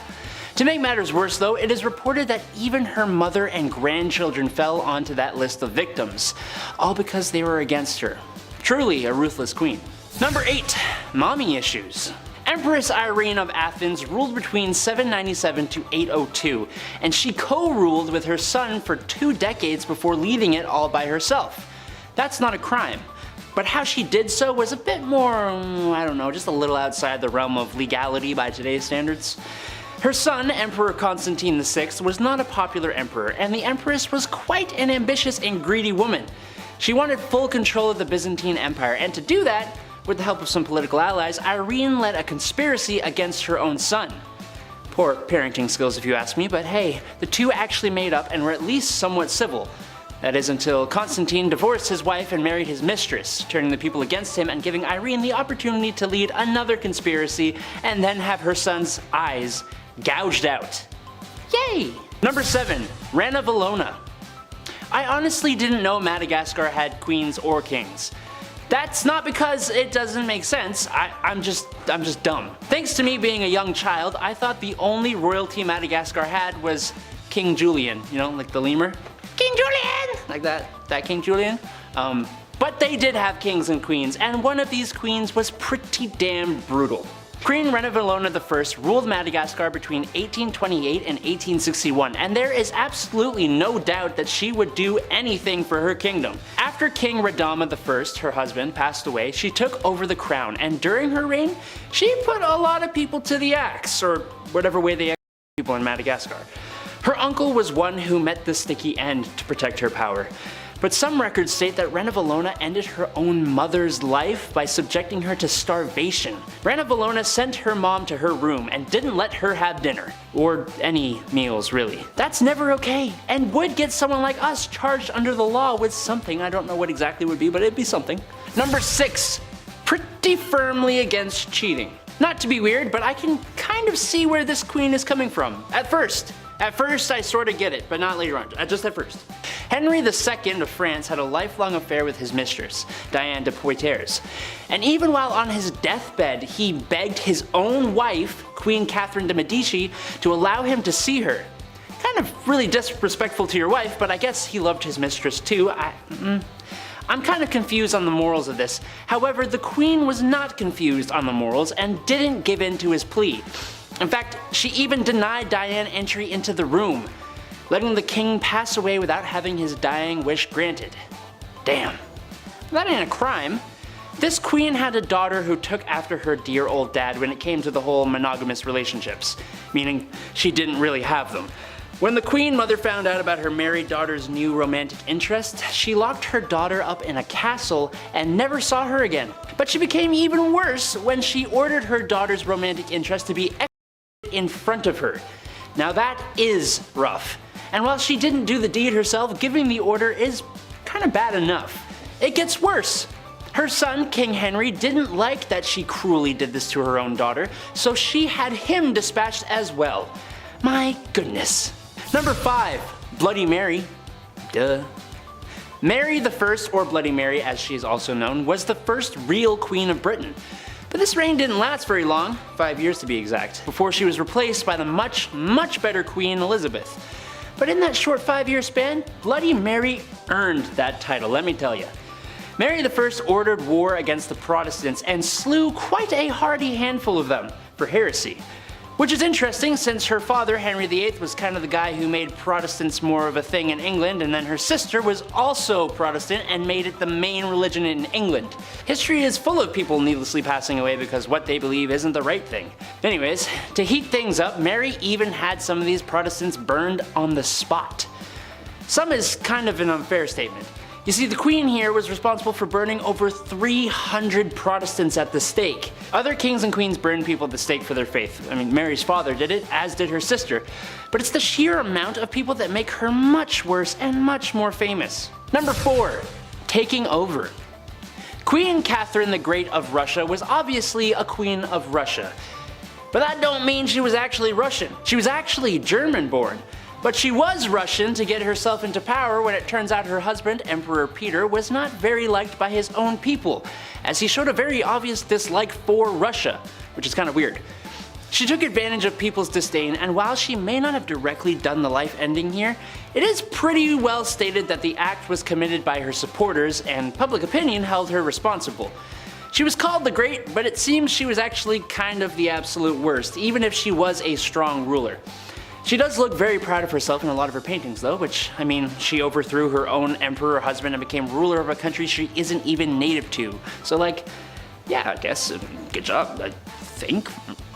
Number 3. La Loca de Loco. Finally, a queen not on this list for ending other people's lives. No, Juana La Loca was far worse than that. Not to be insensitive, but Juana La Loca was loco. She was the Queen of Castile from 1504 to 1516, and she suffered from various mental disorders. After her husband died in 1506, her father buried his body, but that didn't stop La Loca from opening the tomb and caressing her husband's non-living body from time to time. Ultimately, she even ordered people to dig up the body fully, and she would kiss her deceased husband's feet. Sorry, excuse me, I need some water after that. That's disgusting. That's a lot. Oh good, we aren't done. Of course not. No, apparently, Juana would also carry his coffin everywhere with her and even kept it under her bed. It wasn't until years and years later she allowed his burial outside her window, finally. Look, I get loving somebody, but dear lord, imagine what she was like when he was alive. Stage 10 clinger, 100%. Number 2, let them eat cake. How about a queen that caused a whole revolution? That's gotta be a good one. We have almost all heard of Marie Antoinette. She was well known for splurging on things she shouldn't have and the countless affairs and scandals she was involved in. Like the scandal of the necklace. Countess de la Motte pretended to be the queen's friend and entered the French court in 1785. She fooled a member of high society in believing that the queen loved him, even going as far as to hire a lady of the night, disguise her as the queen, and convince the poor guy that Antoinette wanted to purchase a diamond necklace that cost 1,600,000 livres, which is almost $12 million by today's money. The amount of sheer greed and debauchery that happened while she was around made her own people rise up and fight back against the unfairness of the French monarchy. Good job, you made your people hate you, cause y'all ignorant. Number 1, Countess not Dracula? Born in Transylvania, because of course she was, in 1560, Countess Elizabeth Bathory of Hungary was a Hungarian noblewoman. But more than that, she was an extremely infamous serial slayer. She used her position of power to defend herself from ever having to suffer the consequences of the heinous crimes she would commit. Okay, well, name the crimes, Adam. Okay, I will. Elizabeth spent years slaying servants and peasants just because she wanted to and enjoyed it. She did it so much that her own husband, Count Nadasti, went so far as to build his wife a torment chamber for her to do this more comfortably. Great husband, horrible person. Elizabeth also had a nasty habit of actually feasting on her prey. She would often bite and eat chunks out of them while they were still alive, and in one case, she may have even forced someone to cook and eat some of their own body. Eventually, her conduct became so appalling that a trial was held. It only took forever to happen. She was convicted on 80 counts, but was only sentenced to solitary imprisonment within her castle. That's it. Like, how is that okay? I don't get it. She thankfully met her end 3 years later in 1614, but my lord was she a bad dudette. Not good. Number 10, Marie Antoinette, Madame Deficit, the last queen of France and maybe the last time royals got away with, well, being royals. Her whole existence was opulence, which is really just salt in the wound when most of your citizens probably can't even afford a portion of salt because they're broke or because there's food shortages. Wasn't a good time. But if you looked into the royal palace, you can bet she's got a pantry full of bread and a bowl of fruit just ready for the pickings. She even had the nerve to purchase a necklace that, if through today's inflation, would be worth $12 million US. Ooh, that's a lot of money I wish I had. People were starving, and honestly, if people don't have anything, including food, ooh, it's not gonna be a good time. Imagine a whole country acting up because they haven't had their Snickers yet. Well, that ended up sparking a revolution. Very confusing, and in all that confusion, both the king and queen lost their heads. Wasn't good. Number 9, Queen Victoria. Oh, blighty. Man, it must be nice to have a whole era in history named after you. Maybe I'll get one day. The cheddar time. I don't know. Cheese, I don't know, big ched? We'll see what happens. Queen Victoria had some strange quirks about her. One that I can almost get behind, but not quite, is her niche for eating fast. Maybe too fast. I'm a guy who likes to make things simple, easy meals. The faster I can slip into a couch with an ice cold beer and a movie, I'm a happy guy. And or enjoy said food with the movie. Queen Victoria liked her meals to last no longer than 30 minutes. That means while you're on the appetizer, she's on the main course. And while you're on the main course, she's ordering coffee. Look, I respect the hustle. I get that. But maybe this is too much. That being said, are you going to be the one who brings it up to Her Royal Majesty? Listen, if you want to see tomorrow's 5-minute brunch, you better keep it to yourself. Number 8, Cleopatra. Don't we all miss Elizabeth Taylor? I know I do. Sometimes, I wish I was her. She's just beautiful. Can you blame me? I honestly wish I was the real Cleopatra too, though. All that power, and to not have one, but 2 Romans wrapped around her finger. Ooh, she was the last pharaoh of Egypt, but maybe had the most drama. Sure, Elizabeth Taylor was the most beautiful and chic woman in all of Hollywood, and she may or may not have had a few men wrapped around her finger too, but she never had to deal with the world's largest empire and her own throne, all whilst managing to stay the most beautiful and chic. I can barely manage to toast in the morning. Never mind all those affairs and, well, the marriage affairs too. There's a lot of affairs happening. Number 7, Queen Isabella of Spain. Queen Isabella is known for a few things. A lot of stuff YouTube probably doesn't want me to talk about. Insert religious persecution here. However, I think she should be remembered for something else. Something rather strange. When I was a kid, I would run around outside for hours, oftentimes ending up in the mud. My mother would always say, "It's time to hose you down, son." And she wasn't wrong, because I probably needed a good hose down. Now, regardless of how much dirt was behind my ears, I didn't want to wash. I was this big stupid kid. Can you blame me? I was proud of the scruff, but that's because I was going to have another wash most likely within the next 12 hours. I always got hosed down at some point. Queen Isabella, however, boasted to others that she only bathed twice in her life. Sweet Lord Mary Mother of God woman, that is not something to boast about. Due to some water access issues, the Catholic Church was like, baths? Who needs them? You know what? Baths are sinful anyway. Being so close to God, so she doesn't bathe. Cleanliness is next to godliness, except in that time period where not bathing means you're actually closer to the big JC upstairs, so that's how it goes. Number 6, Queen Elizabeth II. No crusts! Queen Elizabeth II, the longest reigning monarch. God bless the Queen, and God save the Queen. Shout out to the UK. Chetty loves you. How you doing?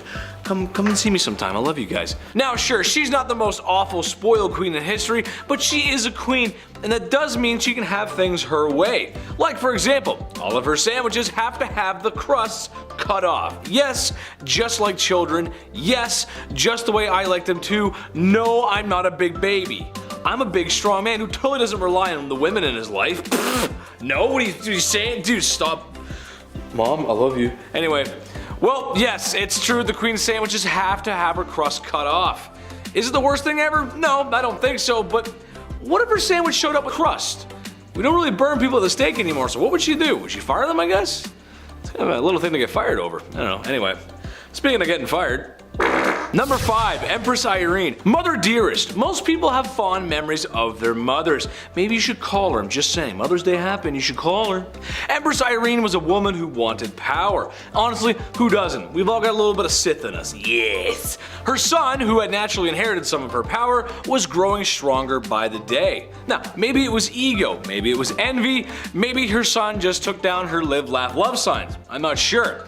But Irene was not having any of it. So, when her son least expected it, she had 2 guards apprehend him and had his eyes gouged out. Now, being that this was before 2022, this was a critical medical injury, and after 9 days of grueling pain, and when I'm sure it was a lot of blind confusion, the injury proved to be fatal. So, what's the lesson here?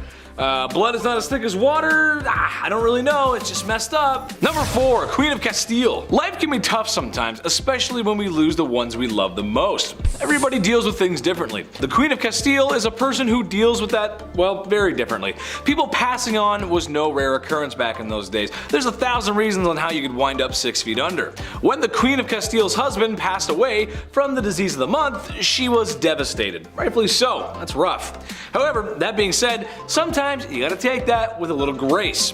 For days, she would not leave her husband's side, even after he was a cold cadaver. Later on, that corpse would travel with her, apparently even stopping a carriage once to get out and kiss his feet. It's Weekend at Bernie's, except a lot sadder and gross, and not a charming 80s movie. Ugh. Number 3, Carlotta of Mexico. This is a new one for me, but an interesting story nonetheless. Basically, France wanted a piece of Mexico, and I mean, come on, who doesn't? It's gorgeous. Carlotta was a Belgian princess who kind of just married into the royal family and got plopped down in some chaos in Mexico. There was a war, enough political strife to make anyone involved in the Watergate scandal start to look for documents. It was messy, it wasn't a good time.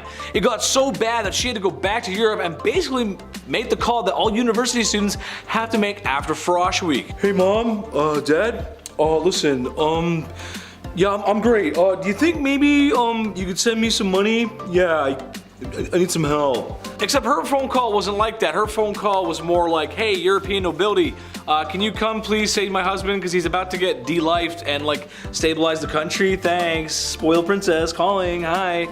It didn't work out in the end. He got de-lifed, she went back home, and well, she went a little crazy. Number 2, Elizabeth Bathory. Serial de-lifers, your queen has arrived. I think this one is one of the more interesting cases in history. Usually when you think of a creepy de-lifer that lurk in the night, you think of Gacy, Dahmer, you know, guys like that. It's not very often that it's a woman and or someone from before the 19th or 20th century. That's just how it goes. I'd also argue perishing and manual de-lifing was a part of life back in medieval times, so kind of hard to quantify what is and isn't a serial de-lifer or life taker. However, I think she counts. The body count is estimated to be somewhere in the hundreds, and a most peculiar rumor is that she bathed in the blood of her victims. Ooh, that's gross. Bathing in water. That checks out. Bathing in mud. You go to a spa. That checks out too. Bathing in beer. Sticky and strange, but check. I've done it. One time I did that. Bathing in blood. That's a no-cal zone for me, Chief. While the bathing in blood thing might be false, the evidence of her crimes were not. Imagine being so spoiled you can hide bodies. Number 1, Queen Mary.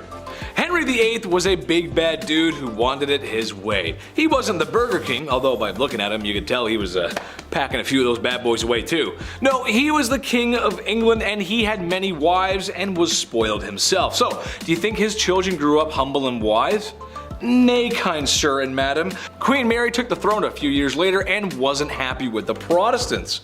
Ugh, too many, she said to herself. Well, if you've heard us talk about her before, she'll probably come up again time and time again because, well, she cooked those people on a wooden stake.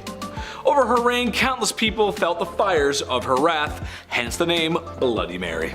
Number 9, Wu Zetian. Look, I know it's in the title of today that I'd be talking about evil queens, but I support all women's wrongs. And rulers in other countries tend to have different titles to their equivalent of queens. So Wu was born to a relatively wealthy family and had extremely progressive parents, becoming well versed in a wide range of subjects including writing, music, literature, and perhaps most importantly, politics and governmental affairs.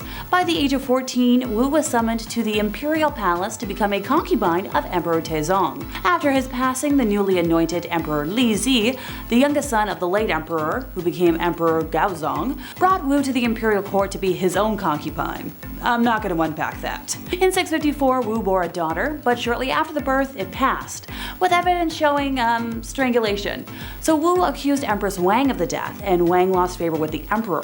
The most popular theory is that Wu actually did the act to her own daughter.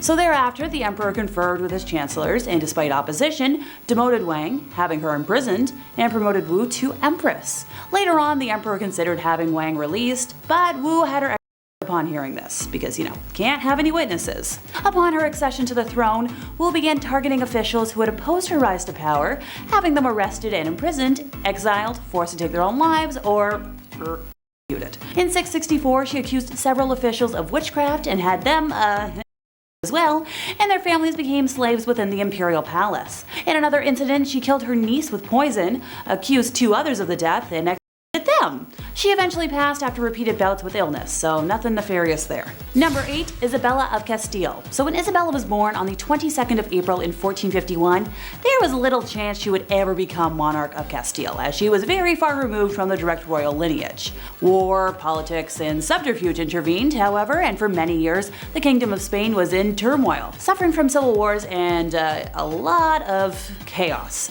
To quell one of the rebellions, the hand of Isabella was promised to the commoner, Pedro Duran Acuna Pacheco, but on his way to her, he suddenly fell ill and, passed. Now, this immensely fortuitous event for Isabella cemented her devotion to her faith, since she didn't exactly want to marry a commoner and prayed for divine intervention. Her marriage to Ferdinand, heir to the thrones of Castile and Aragon, cemented her future power.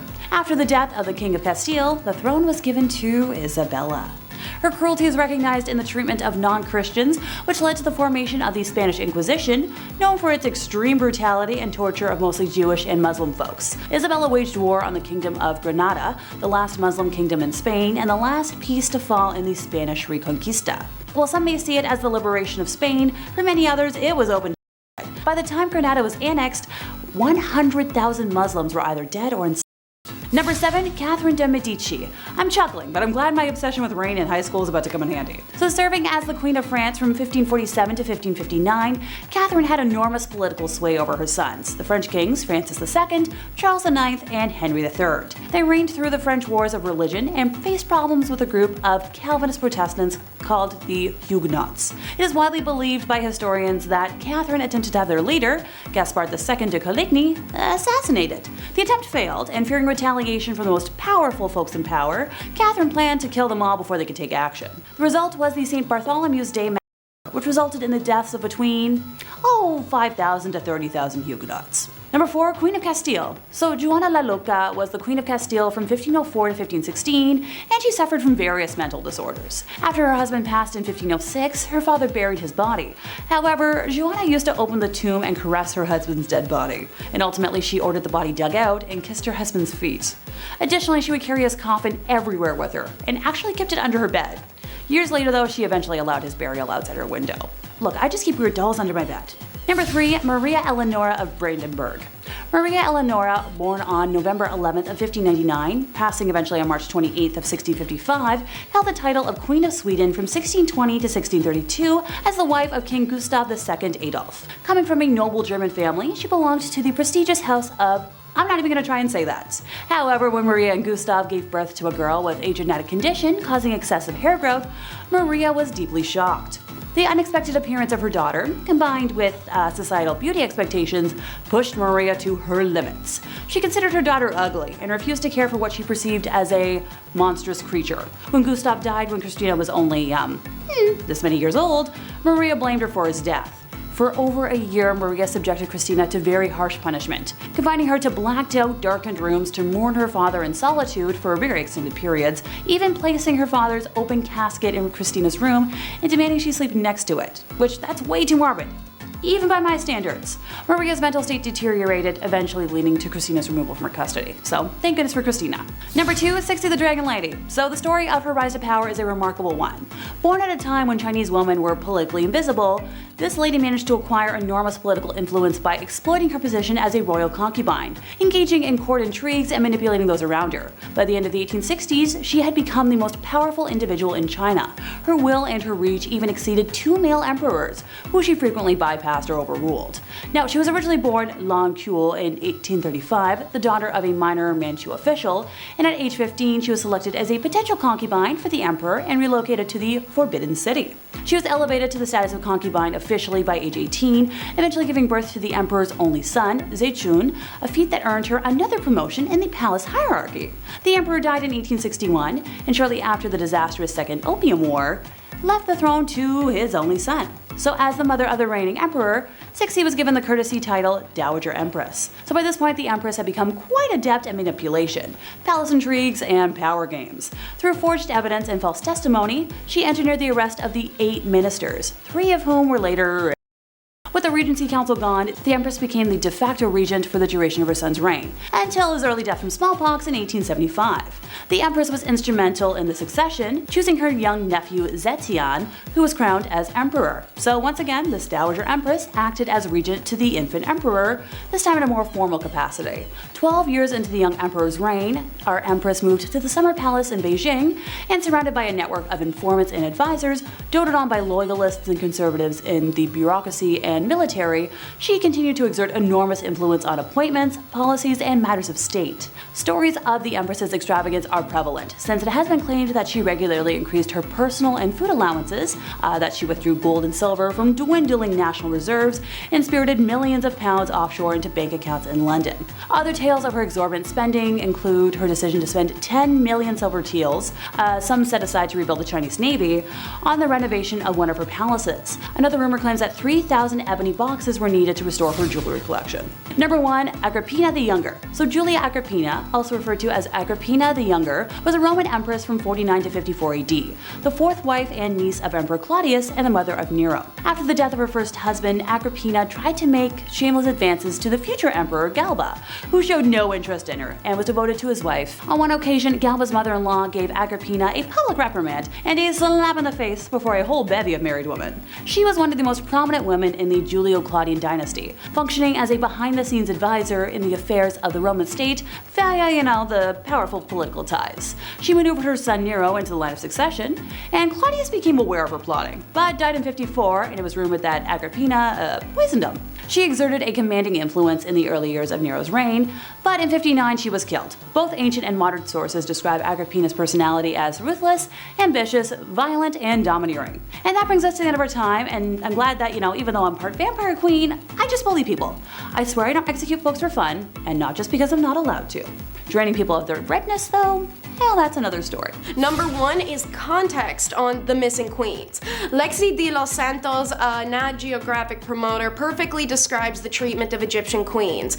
Out of all the ancient civilizations, Egypt was the only one that really valued women, but after their rule, male leaders just erased all memory of these women because they didn't want them to have all that success. But why would ancient men in a culture that respected and revered women still strike them off the record in a fit of primal jealousy when they've been regal? It was best explained in the recent BumbleBee video, Top 10 Messed Up Things That Happened to Women in Ancient Egypt. It's the blame game.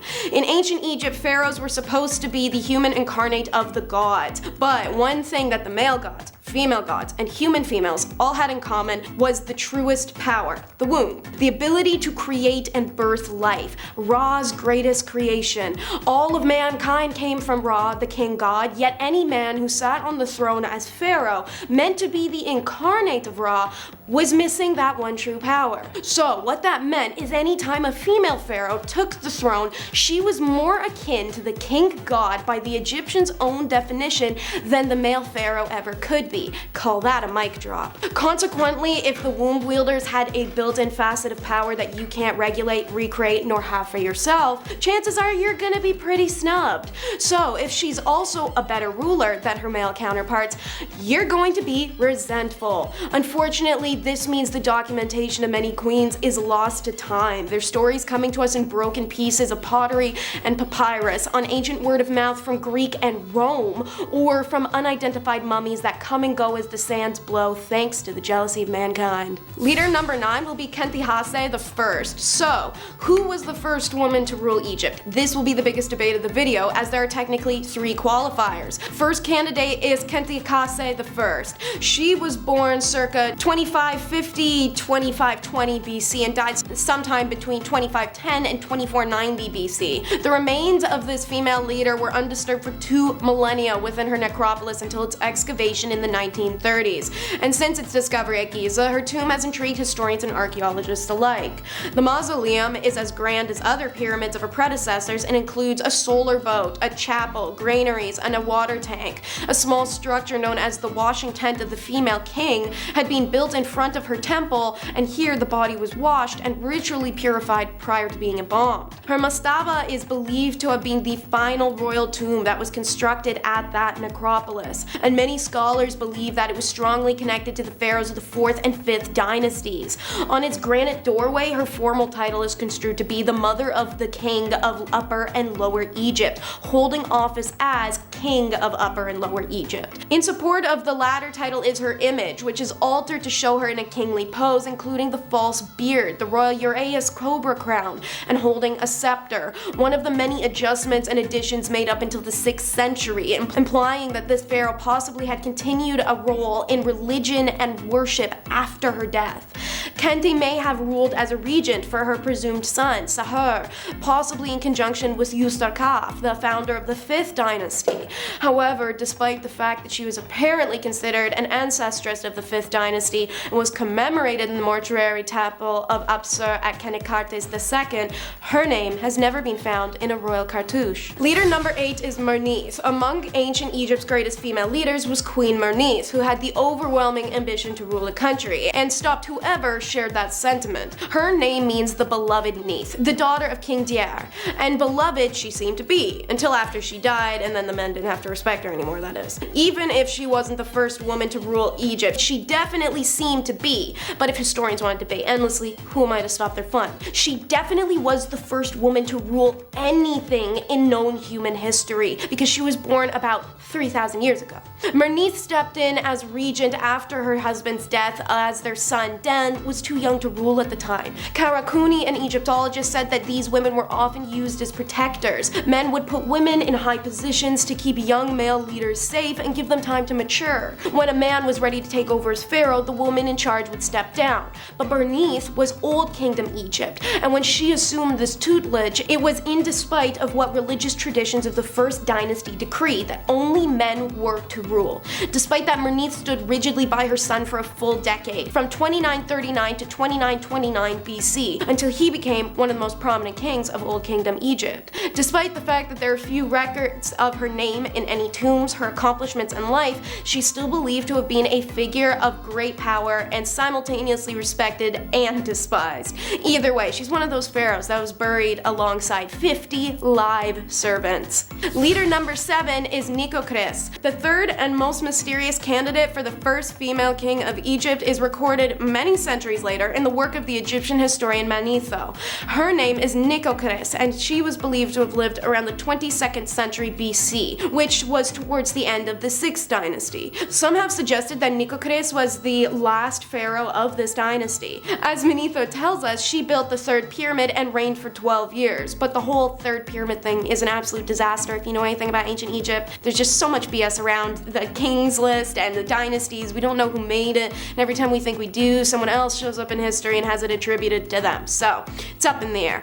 Herodotus also mentions Nikokris, but in the colorful context that she had killed hundreds to avenge the Egyptian king who had been slain by the people in a coup, and who happened to be her brother. The people had given the kingdom to Nikokris to rule after doing so. The story is that she had constructed an elaborate underground dining chamber under the guise of it being for her coronation, inviting all those she knew to be responsible for her brother's death, as well as anyone who knew of the coup plan but didn't nothing of it. This includes servants, concubines, officials, priests, the whole shebang. As the banquet progressed, Nikocris, surveying safely from a platform, had her servants open the floodgates and let the flow of the Nile River into the chamber through a concealed pipe, drowning all in attendance. To quote Herodotus, that is all the information I was given about Nikocris, except that afterwards she threw herself in a chamber full of ashes to avoid retribution. Leader number 6 is Sobonekfru. It's not until the end of the Middle Kingdom that we find for the first time 100% pure clear evidence of a female king. So, her name was Sobonekfru, and there are about 5 variations of her name, all harder to say than the last. However, the name Sobonekfru means the beauties of Sobek, in reference to the crocodile god, one that the rulers of the 12th dynasty established a religious and economic center in Fayum IV, where crocodiles were nurtured and worshipped. Queen Sobonekfru rose to power after the death of her brother/husband Amenemhat IV, which made her the 8th ruler of Egypt's 12th dynasty, and she went on to rule for nearly 4 years. That was a lot of numbers in one sentence, so I hope you're keeping up. Though missing her head in many, the queen statues found in Fayum show that she appeared to combine masculine and feminine aspects of regal dress, similar to many other female rulers of Egypt. She is the last ruler prior to the New Kingdom to appear in the offering list found at Abydos and Saqqara, which does suggest some kind of posthumous verdict that separates her from the kings who followed her with equally short reigns. How Sobonekfru died or where she was buried remains a mystery. Some have suggested that her burial might be in one of the pyramids at Masgana, but this is very unlikely, as is Amenemhat's labyrinth or Herculapolis, both of which she contributed to. Thus, one of the most powerful women of the early world history remains a mystery. Leader number 5 is Cleopatra. Everyone knows Cleopatra. There's already been so much written about it, you could drown in it. Yet, we still know next to nothing about her. But thanks to a famous smear campaign against her by, everyone in ancient times, I can list off a few not so nice details about this queen to fit more into our repulsive theme. If you want to learn more about her life, maybe check out the recent top 10 filthy secrets of Cleopatra that'll make you blush video on our channel BumbleBee. Maybe while you're at it, subscribe to the Hive if you want to see more like it. Born in 69 BCE, Cleopatra's 7th Tia Philopator was bred to be a ruler, having come from a long line of royal siblings having children together, which makes their family tree look a lot more like a family ladder when drawn on paper, just instead of like branching out roots. And apparently, sharing a bed with a cousin isn't enough, you have to share names too. About 90% of Cleopatra's family was either named Ptolemy or Cleopatra. Every now and then, a Bernice or an Arsenio was thrown in there to give us a break. I guess it would make interfamily relations a little bit less weird and more normalized if your dad, uncle, brother, half-brother, brother, and new husband/brother all have the same name. Maybe a different Cleopatra, who famously married 2 of her brothers and also killed at least one of them. The other one, she had somebody else do it for her. Leader number 4 is Amos. Amos was the principal wife of Pharaoh Thutmose I in the 18th dynasty and the mother of Hatshepsut, who went on to become one of Egypt's greatest pharaohs. She had many titles: King's Great Wife, King's Sister, Hereditary Princess, Great of Praises, and Mistress of the 2 Lands. However, it appears she is a rare occurrence of a primary wife not being of royal blood, which would explain why her probable son, Prince Amenmones, was not mentioned in the Theban mortuary chapel of Wadmos, which attests her husband's secondary wife and her sons. The whereabouts of Amos's tomb and mummy remain unknown, likely one of the many lost to pillaging and weird Victorian unwrapping parties. However, Stela found in Edefu that once belonged to an official called Yuf remains a testament to her existence. He recorded that the Queen Amos appointed him as an assistant treasurer and entrusted him with the service to a statue of Her Majesty. Amos owes a lot of thanks to her daughter, Hatshepsut, however, for plastering her face everywhere. As you'll learn in the next segment, Hatshepsut dedicated herself as a demigod, and so put up many etchings and murals of her divine conception, the image of the god Amun approaching her mother, Amos, or some more compromising images of the two together. Good for Amos, catching a god's attention. Leader number 3 is Hatshepsut. So, from mother to daughter, let's talk about this train wreck who was also the most influential and long-ruling Egyptian queen and was known to be a great diplomat during her 22-year reign. She is also regarded as the first great woman in recorded history. Hatshepsut was only the 2nd known woman to assume the throne as king of Upper and Lower Egypt after Queen Sobonekfru, whom was the model for this pharaoh pharaoh as a queen, and whom she based many of her decisions upon. Upon Thutmose II's death, the throne was passed to Thutmose III, and Hatshepsut, who was the aunt and stepmother, acted as regent until simply just taking the crown herself. Like pretty much every Egyptian queen short of Cleopatra, Hattie dressed in men's royal garb, wore a false beard, and created statues of herself with the pharaoh's headdress. During the 7th year of her reign, however, she went even further and asked to be depicted as a man, ordering to be referred to not as a queen, but as a king. Hattie surrounded herself with strong and loyal advisors, her favorite being the royal steward Senenmut, who many believe was having an affair with the queen. The evidence for this claim is the fact that Hatshepsut allowed Senenmut to place his name and image of himself behind one of the main doors of the Djeser Dasu, which is rare, and an unusual share of credit. That and plenty of graffiti made by peasants and workers depict the two in compromising positions. Not kidding, ancient R-rated graffiti. Anyway, Hattie's reign was peaceful, a time where many monuments were erected of her, of Amun, who she claimed was her lineage was based off of Bastet, maybe a few more of her, to be humble. However, after her death, her successor, who was possibly even her own stepson, attempted to erase all record of her, destroyed statues, burnt documents, attempted to remove her presence from Egypt. This effort only half works. While we don't know much as we wish we could, Hatshepsut is still remembered to this day. Leader number 2 is Nefertiti. This is the queen married to the cult guy who was so hated in Egypt that everyone agreed to ignore that he had ever happened. Unfortunately, it means this beauty had her name tarnished in the process. Call it cancelled by association. That's why Taylor Swift broke up with the problematic singer guy Maddie. I think the name alone is worth the breakup. Why are you in your mid-30s but still going by Maddie? Nefertiti's name can translate to a beautiful woman has arrived, and that she had, from parents unknown. We haven't figured that part out. A life-size bust of the queen was found in 1912 and is her most famous image and depiction, and it shows she really was a stunner, to the extent it's believed that ancient Egyptians revered her as a fertility goddess embodied. However, other Egyptian art depicts Nefertiti in ways normally only pharaohs are shown. For instance, she's portrayed smiting enemies, such as on a ship, raising her right hand to kill female prisoners, a depiction often seen on male pharaohs. Additionally, the type of helmet-like crown Nefertiti is wearing in the bust is typically reserved for pharaohs or the goddess Tefnut or Hathor. One idea is that after Akhenaten's death, Nefertiti's power and popularity was so great she was able to rule as pharaoh in her own right. Egyptian records mention a figure named Neferenfatuen, who ruled Egypt for a brief time. Like how actors took stage names, pharaohs actually took throne names, and it's speculated this was the throne name for Nefertiti. This means our girl was on the throne for 3 years, but as you know, after her reign, the Egyptian people tried to wash her away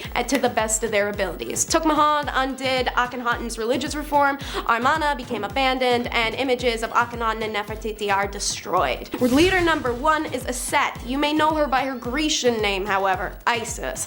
She was the queen mother of all gods. Her name quite literally translates to queen of the throne, which is reflected in her headdress, which is sometimes a literal throne. However, sometimes it takes on traits from Hathors or Muts to represent her assimilation with other women in the pantheon. While she seemingly started as a side figure to her husband Osiris, she was quickly transformed into the queen of the universe and an embodiment of cosmic order. By the Roman period, Aset was believed to control fate and linear existence itself. This is accredited to the story of Ra's secret name, wherein Aset is able to find out the true name of Ra, something no other god knows, and ultimately makes her his equal, if not more powerful than he. Aset was the sister and wife of the god Osiris, ruler of the underworld. It is said that she and Osiris were in love with each other even within the womb. As he was king of Egypt, Isis was queen, and one who supported her husband and taught the women of Egypt to weave, bake, and brew beer. Set was always angry with this relation, as Isis reigned over the land of Egypt in the wake of the traveling Osiris instead of Set. She was stronger, and he regarded this with jealous eyes, as well as the good works of his brother, for his heart was full of evil and he loved warfare better than peace.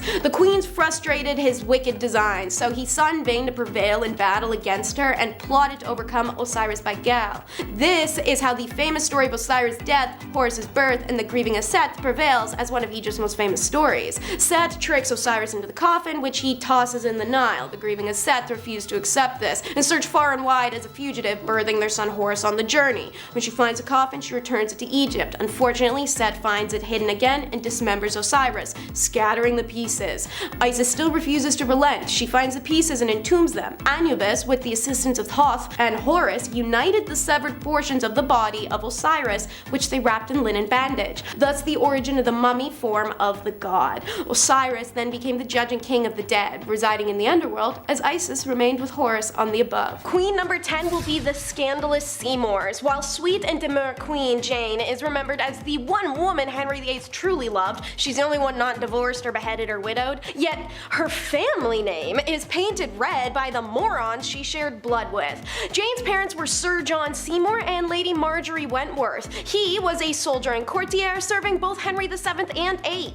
However, one issue is not always mentioned in his biographies is the alleged affair he had with his daughter-in-law, Catherine Filio, the wife of his eldest son Edward. Edward and Catherine were politically and financially a good match during their marriage in 1519, but they hated each other. They could not stand each other at all. So in the 1520s, while Edward is out playing toy soldier and banging working girls, Catherine gets in touch with her father-in-law. A little too much. By the time Catherine birthed a son, the less than subtle affair was so widely known that her father John changed the line of heirs away from her. Not to mention the child's paternity was so in doubt her husband Edward refused to acknowledge his son John as his own. Catherine was exiled to a convent where she remained until her death. Then there's Jane Seymour's dashing younger brother Sir Thomas Seymour, who's best known for marrying Catherine Parr, Henry VIII's widow. While Catherine Parr was pregnant, however, Thomas Seymour started hitting on the uncomfortably young future Elizabeth I. Then Thomas began visiting the young king, giving him candy in return for trying to schmooze power from him. What Thomas intended on the night he was discovered trying to break into the king's apartments at Hampton Court Palace was never really established, hurt, harm, or otherwise. Scholars have suggested it was an attempted person theft, or it might have been another attempt to weirdly try and win the young king over onto his side. Either way, he was caught at the king's apartment at night trying to break in with a hand arm which he had already used to pop one of Edward's, the beloved pet spaniels, when it barked at this unexpected intruder. He was sentenced to death the next day. Queen number 9 is the Heartless Hag, aka Catherine de Medici. Maybe calling her a hag is harsh, but heartless is a title she earned. Listen girl, while it's no news to the world that Henry II of France had a lifelong affair with his mistress Diane de Poitiers, as he loved her more than he could ever love Catherine, we got sympathy for the woman. She's put in an arranged marriage, she actually loves him, but he never loves her and always makes her secondary to the woman he does love, despite her not having enough authority, but she kinda does, but she definitely doesn't. It's a messy situation that makes any slighted woman into an emotionally numb and void machine. Now, does that excuse Henry being on his deathbed, begging and begging Catherine to just open the bedroom door and let his mistress Diane in so he can see her one last time before he dies? I don't know. Kinda. Maybe. Maybe I'm vindictive. I don't know. Catherine really did do that, by the way. She barricaded herself into Henry's room while he died, while Diane tried over and over to get in to see Henry as he, bedlocked and slowly suffering, pleaded to see her in return. But Catherine never folded. However, that wasn't what made her a terrible queen. She proved herself as one of the worst queens in history when she ordered her daughter's romantic interest to be killed in front of her. Catherine took out her own suffering and pushed it onto her daughter, the way many mothers of the world, both past and present, abscond their suffering onto their daughters. She could have broken the cycle, but instead she wanted her daughter to feel the pain and lovelessness that she had. Catherine would fight over her married daughter's adulteries and affairs as she too had been forced into an unhappy arranged marriage. It said that Catherine's screams could be heard echoing throughout the palace. During one instance when the Queen Mother found out about her daughter's new romantic interest, she locked her up in the castle and nobody saw her again. Queen number 8 is the Pain of Spain. No one expected the Spanish Inquisition. Well, except for Queen Isabel I of Castile, the evil Queen of Spain, who began the campaign to purify her country and aided in financing Christopher Columbus's famous voyage in 1492 that would end the lives of 250 million indigenous people in the New World and subsequently launch the stealing of people from Africa for forced labor. Wildly, she's still best known for her formidable streak during the 4-year war for the succession of Castile against her niece Joanna, and yes, it's the crazy Joanna. Queen Isabel and her husband Ferdinand expanded the power of the monarchy, purging the influence of the nobles and reinstating Catholicism as the supreme religion of Spain. This is something they did so well that Pope Alexander declared them Catholic monarchs for the work of their oh-so-amazing Spanish Inquisition that also oppressed Jewish and Muslim minorities. When she chose to purify her country, it meant she ordered that either all the Jews and Muslims convert to Catholicism or get thrown out, having them rounded up and brought to the Spanish court to either pledge their faith to Catholicism in front of her and Ferdinand or get the boot. And it's how most who refused to renounce their faith ended up, instead of adrift on a boat somewhere. Queen number 7 is Angry Irene, the first and only of Byzantine empresses. Irene of Athens ruled between 797 to 802 CE, and she went from empress consort to empress regent to finally being the sole empress before being deposed after a reign of just 5 years, only for her son Emperor Constantine to be an unpopular and crappy emperor following her. The mother-son duo was indeed a Greek tragedy. Irene and her son had signed a document decreeing that icon veneration was not the same as worship and thus restored it to their empire, and the relations between the Church of Constantinople and the Church of Rome. The empress was an ambitious woman and wanted full control of the Byzantine Empire. This then led to the late Leo IV's half-brothers staging another coup to overthrow Irene. When their plots discovered, they're forced to be ordained as priests by Irene for punishment. You can tell she had a sense of humor. With the help of some political allies, Irene led a conspiracy against her own son after their relationship went to crap thanks to her forcing him to marry a woman he hated, and her refusing to stop co-ruling once he was old enough to rule alone. The conflict between Constantine and his mother culminated in 797, wherein Irene hatched a conspiracy to take the throne for herself. In 786, the public had turned against Constantine after he decided to divorce said wife and marry the mistress, so Irene successfully arrested her son and brought him to the imperial palace, where she stood over him as he was restrained and his eyes were gouged out. And then Constantine was never heard from again. Queen number 6 is the spurned mother. During the 6th century, Cyrus the Great ruled the Achaemenid Empire with an iron fist, one of the most powerful Persian rulers who ever lived. He won battle after battle during his long and violent reign. Stories of his brutality and military cunning struck fear into the hearts of other people for thousands of miles. However, he was felled by one very, very powerful woman named Tomidis, queen of the Massatae, a group of Scythian people who lived in Central Asia at the times of Cyrus's rule. By the Middle Ages, those Massatae people became a group that's still well known today, the Huns. Now, at first, good old Cyrus didn't view the Huns as a threat. In fact, he deemed them so worthy of the brush off that for fun one night he tricked a group of them into getting drunk when they'd never had liquor before. While they were inebriated, Cyrus's men imprisoned them. Waking up still drunk and imprisoned, and having never experienced the feeling before, the men were terrified and they didn't know what kind of spell or poison they'd been given. In fact, one man gets so scared of the poison that he takes his own life lest it end it painfully. Again, Cyrus didn't think much of that crap, as he considered the man to just be another nomad.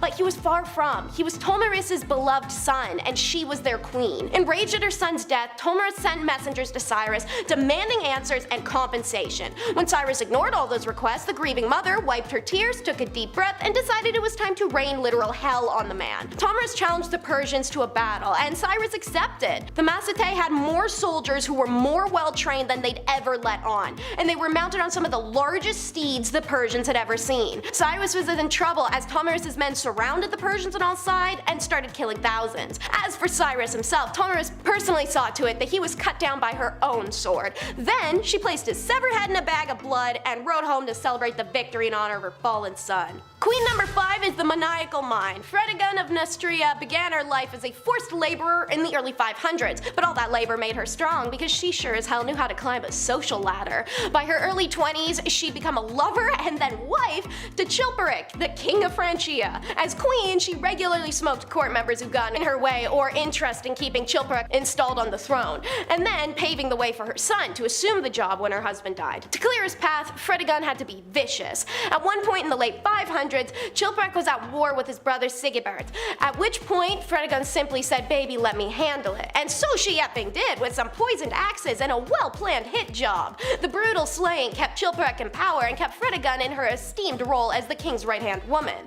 Later down the line, dysentery killed 2 of Chilperic's sons from his first marriage, and Fredegund's cogs started turning again. This, in her mind, was the opportunity to wipe out that entire lineage and ensure any offspring she produced with the king would be the heir. So she sent another one of those sons to literally live in the disease outbreak area. Then she put together a plot to kill another one of his sons who had already happened to be plotting against Chilperic, so it worked out. In the end, Chilperic himself was killed, and it's not entirely clear if Fredegund was the one who set that in motion. Chilperic's other brother assumed the throne and had Fredegund sent off to the countryside to live out her life in anonymity. She didn't make it out there very long though. Soon she overthrew him and set up a new government ruled, aka she was co-regent and essentially ruler herself, by her infant son Clothar II. While he grew up, Fredegonde reigned as regent and continued to prove her cunning. Queen number 4 is the Pirate Queen. It took Rome 23 years to defeat the Carthage in the First Punic War, but once they did, they gained full control of Sicily and established themselves without question as the world's most impressive power. So, they were undoubtedly rulers of the entire Mediterranean then, right? Wrong. So there was this badass pirate chick named Tueta, the queen of a breakaway land called Ilia, who hadn't surrendered to the Romans. Her people were still fighting viciously over in the Balkans. They hadn't given up to the world's largest military yet. Tueta had been the queen regent of the clan alongside her husband King Agron, but Agron had been in the Adriatic Sea, winning battles and conquering other smaller kingdoms for some time. So when he did finally return home, he partied so hard in celebration he literally dropped dead. It is a whole story. I don't have time for it, so we're gonna move past it. I'll tell it in another video. So Tueta took over Illyria. Without the power to fight Romans head on, she resorted to vicious piracy in both the Adriatic and the Mediterranean. No merchant ship was safe while passing through those waters, and soon word made it up to the Roman Senate about how the waters around Illyria were essentially like sailing directly into death. Finally, after near constant ship losses, deaths, and stolen goods, Rome took action. At first they sent envoys to Tueta to ask her nicely to stop, but she imprisoned and killed every single one of them. So the Romans declared outright war on her, and Homegirl was meeting this insanely large army shot for shot, which is crazy, but unfortunately ruined for her when her own allies betrayed her. Still, Tueta had one more trick up her sleeve. During the surrender, she met the Romans at the city of Rizan. Legends has it, even though Tueta relinquished her rule in that city, she refused to give up her life. She threw herself off a cliff, and ever since, locals claim that Rizan, which is now modern-day Montenegro, has been the only city on the Bay of Kotor to never have any success in ocean commerce or naval might. Queen number 3 is the Lady Emperor.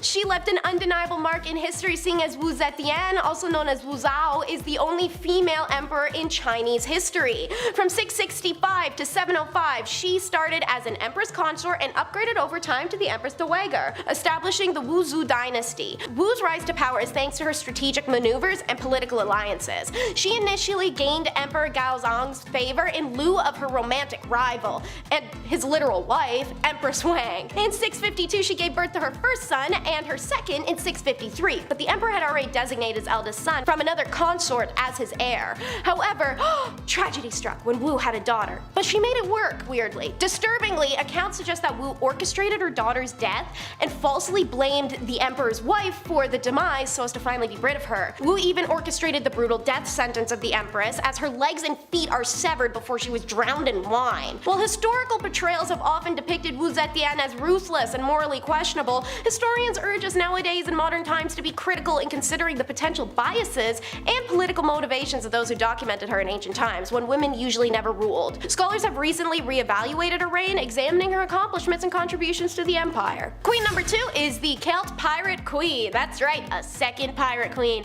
And if you thought Tueta of Illyria was a badass pirate queen, wait until you learn about Grace O'Malley. This 6th century Irish clan leader was a red-headed warlord who spit in the face of challenge, and for literal decades, she and her armed forces fought to keep the English from invading Ireland. Grace came of age just after Henry VIII declared himself King of Ireland very suddenly. The English were moving on to the island, and the Irish didn't care for that shit at all. So Grace's father was the Lord of the O'Malley dynasty, who were West Coast seafarers, and Grace had grown up on the water. One story says on her first expedition with him, he joked that her long hair would catch and tangle in the ship rigging, and so to stay away. So our girl Grace simply hacked off her hair. Forever after, she was known as Grace the Bald in their language. As she grew older, Grace married, but she didn't settle down. Her first husband died, so she takes to the high seas with the band of Irish pirates who were, as aforementioned, dead set on maintaining Ireland's independence from England. Grace was so passionate that between her charismatic drive and her ability to lead, she amassed a pirate haul of nearly 24 ships. Then she started raiding coastal Tudor villages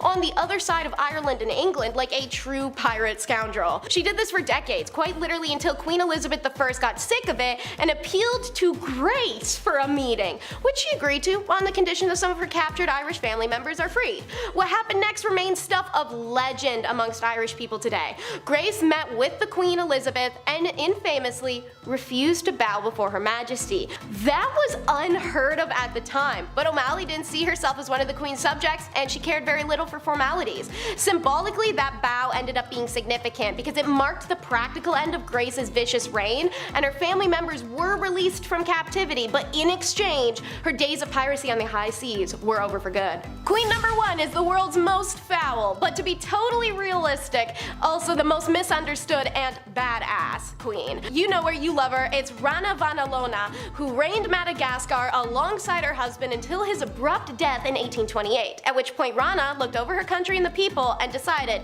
it's time for a remodel. Knowing it was unheard of in her time for a female to lead, Rana started off strong by annihilating any potential enemies for the next 3 or 4 weeks after announcing her sole rule. She killed hundreds, and it seems like it was a pretty efficient use of time, seeing as she went on to reign 33 years undisturbed. At that time, the isolated island stopped trading with African people in the West and rolled back its agreements with European nations and other world powers. By isolating Madagascar nearly completely, she was also able to have her way with its poorest citizens, exploiting the island's long-standing practice called fanompoiana, in which poor Malagasy people or criminals perform manual labor to settle unpaid debts and taxes. The results were brutal for these people, with many dying from hunger and awful living conditions. Then, in the 1850s, she specifically banned Christianity from being practiced in her homeland to preserve the cultural values and deter colonization on the island. Many protested, but she didn't care for their dissent, and those who didn't hold their tongue lost it, or even faced trial by ordeal, her preferred method of judge and jury. She would lace pieces of chicken skin with tangina tree poison. Then, those critics had to eat the poisoned chicken raw and vomit it back up. If they survived the ingestion and regurgitation, it proved they were loyal to her. If they died, that proved they had been secretly disloyal and their deaths were warranted. Naturally, eating poison and yakking it up in the form of raw chicken is gonna kill you 9 times out of 10. In the worst cases, she sought out these activists and just had them kill in really brutal ways. During Rana's reign, the population of Madagascar was cut in half. When she died peacefully in 1861, her son Radama II took over, and he was a little more chill.